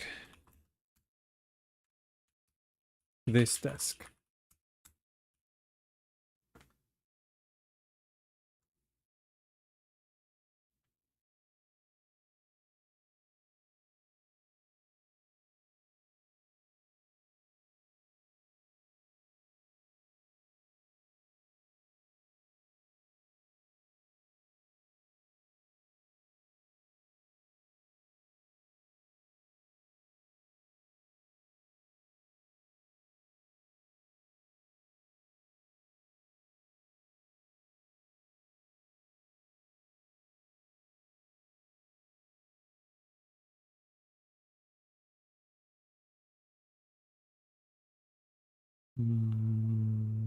Hold on a second. I'm just glancing over everything just to make sure I'm not forgetting anything here.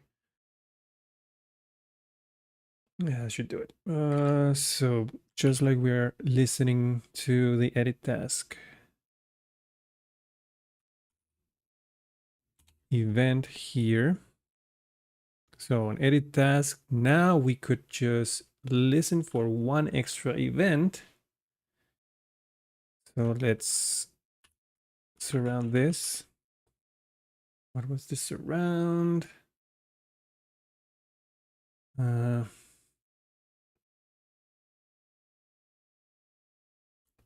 No. 1 second. I always forget the surround. Oh, I see. It's change surround around quotes with that. No. Okay, it's surround around quotes with no. Jesus Christ. YS around quotes. There you go. Vmotions. Have to practice. So now we can add one more here with the name of label created, was it?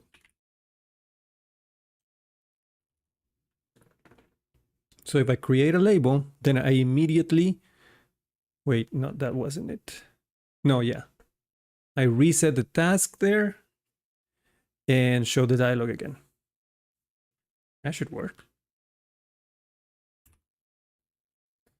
Okay, am I forgetting something? Let's see. I have to wire the button on add label.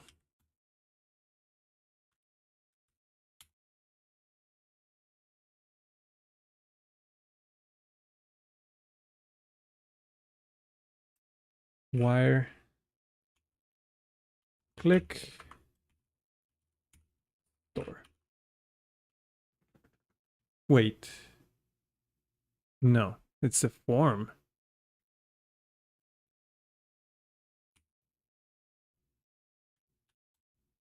Yeah, it's the form, wire submit.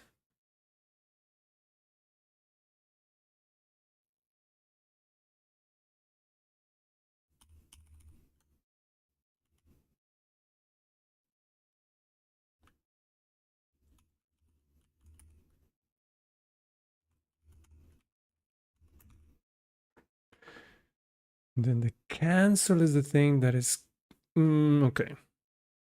Open false, type button. If we cancel, we should go back to the other. So when this is open false, what is happening is the add label component is calling the reset dialog form.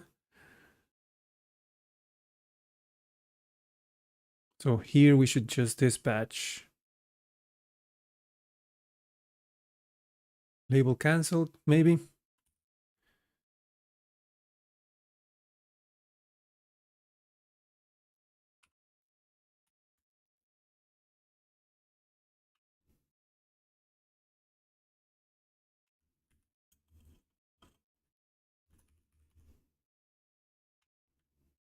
Is it double L? Like that?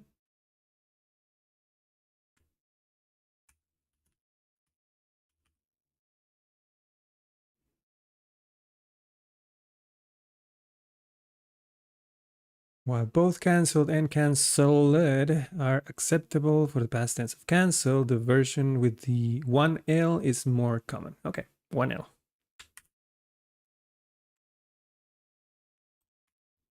So label canceled, then we can save, first of all. Go back to edit task and add one more. Label cancel.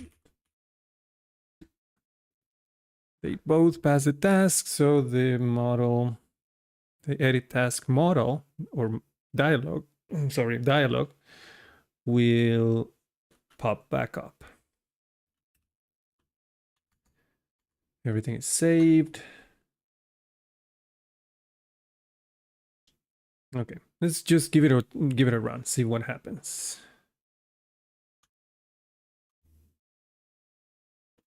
Okay. Add label task must not be accessed before initialization. All right. Okay.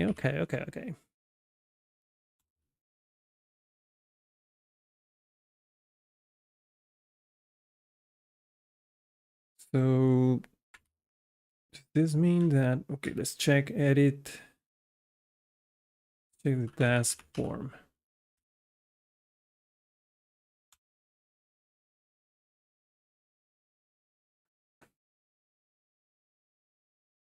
Let's make it optional.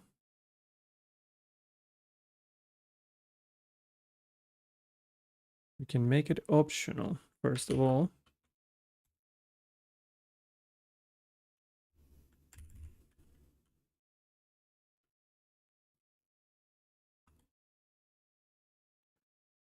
Will that help?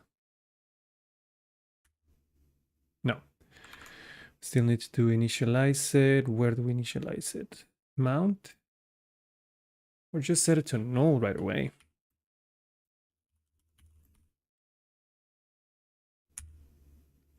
Now it's giving me a no. It's because I'm doing type hint here.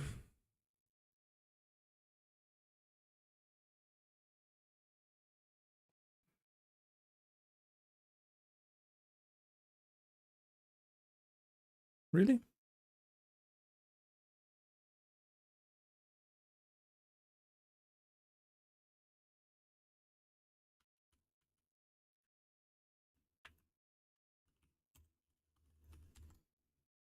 No. Why?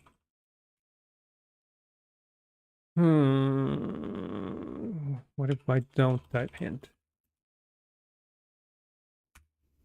Still 404? Where else?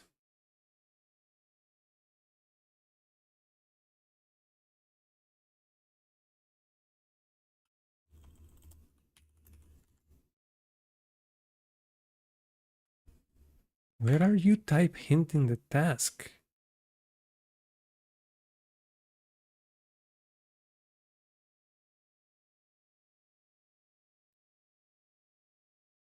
What?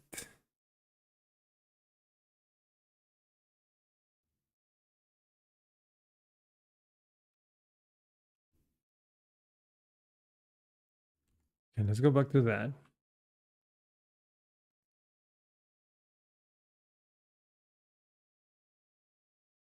Oh, it's here.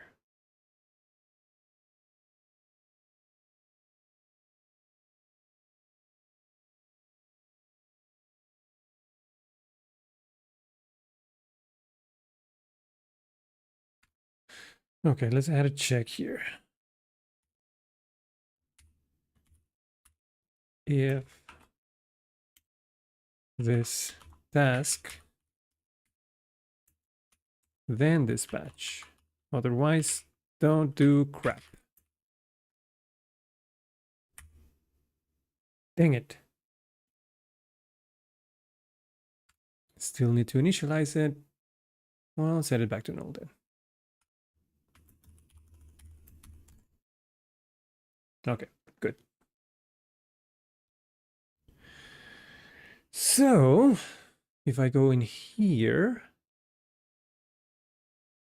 and I click add label, everything's good. If I cancel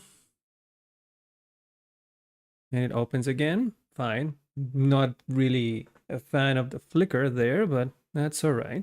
So cancel, close one, open the other. What if I create another one? Let's call it test label or just test. Let's set it as yellow. That's not working. Why? It was working before. Come on. Why are you like this? What happened?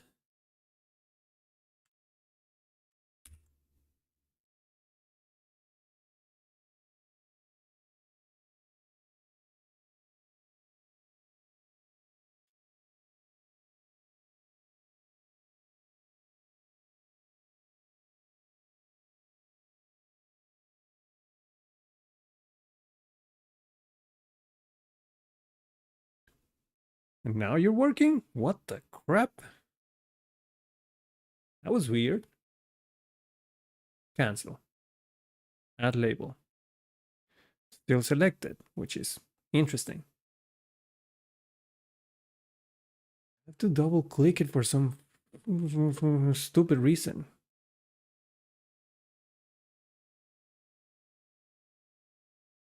That's dumb.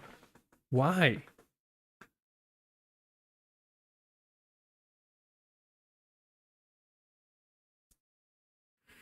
Oh my goodness.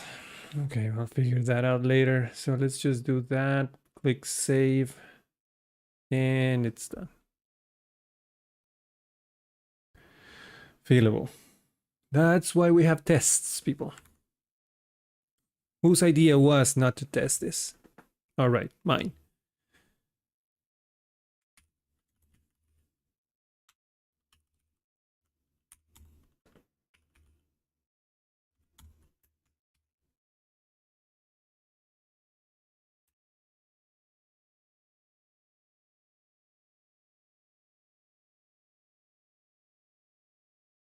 Name and color, please.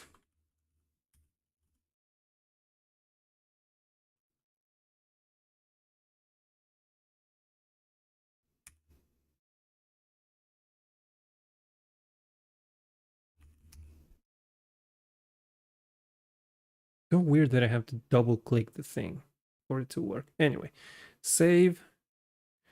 And okay, now we need to fix this because it's not a computed property. If I refresh the whole thing, now we have our new label. I forgot to set the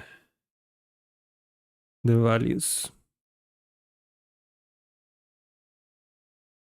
In fact, let's give it a quick change in the database. Table plus. Where are we? Is this the right database? No.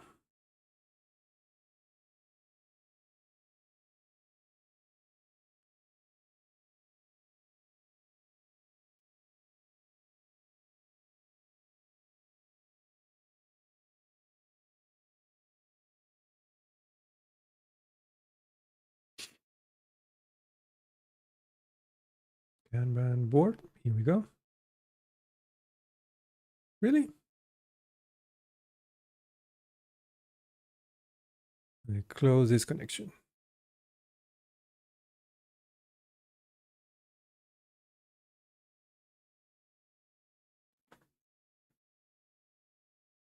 Check the labels. Well, that's text white. That's actually what I wanted. But I don't like it. Oh, that's because it shouldn't be text white. It should be text gray. 900.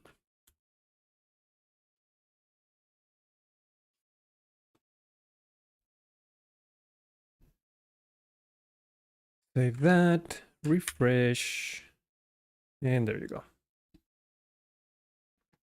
So now I just have to refresh this. So that should be easy. We just have to go back to the edit task component and let's just make a computed property.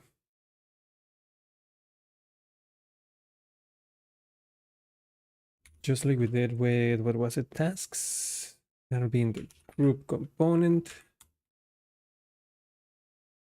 Where is it? Here, computed. Public function.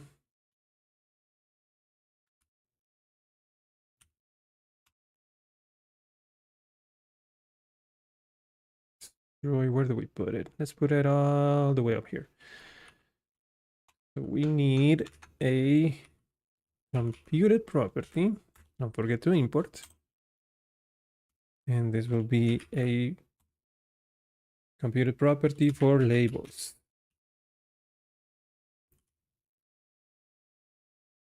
And we just need to return label all, which means that we can get rid of this public property up here, this line up here, and a semicolon up there. This is a function. Go back to the edit task template, and instead of labels, we have to use this labels because now it's a computed property. I think. Save that. Still works fine. I don't like the position of this button. I'm probably going to have to add some padding here so that it aligns to the peel, to this span, and have the same width. But that's just details. So let's add another one. Test issue. Red. Come on. Let's save. There you go.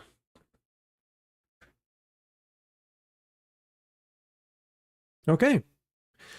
We are at a point where from here on, I just have to figure out some details, like why do I have to double click? And it's still on that. I have to reset this form, first of all, so that I don't have the fields filled out for me. I need to figure out why do I have to double click on the color for it to change. I want to change this button design so that it aligns with all of these labels so that it looks like a label, but it's not a label, it's just a button. And beyond that, I think the next thing that I want to do is add like a icon next to all of the labels so that you can edit them in the same way that you create them. So you'll have another dialog with the label that you created, and you can change, you can change the name of the label, the color, and also being able to delete a label. I'll have to be careful with that because if I delete a label, I'll have to disassociate that label with every other task that has it, which should be easy. It's yeah. And then again, that's just more functionality on top of that. But I'm happy. I'm happy with what we have right now. The reason these two are not showing up is just because this is using 500 instead of 600. That's fine. We're gonna be able to delete those. And what else? Oh yeah, I just have to clean up the form and just make sure that the values for the text is correct on the other colors. These colors, I want text white, or even on just these ones. But yeah, we'll figure out those details as we go along. How are we doing on time? 2 hours 15. That's perfect. I'm happy. I didn't think that I was going to be able to do this in one go, but yeah, I'm happy with what we come up with. Thank you so much for joining me, everyone. Abdul, Hamad, thank you for joining me. And if you found any of this helpful, if you're watching, just give me a like. Always helpful to me and the channel. Follow me on Twitch if you haven't. Subscribe to the channel. And I'll see you in the next one. If you're on Twitch, stand by. We're going to raid someone. See, who do we have? Ferrets, Mr. Good Feelings, or Sinkscad.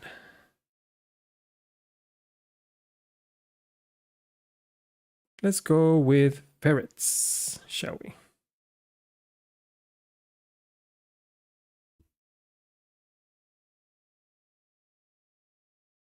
Oh my god. Okay. Have a good night, everyone. Thank you. And boop.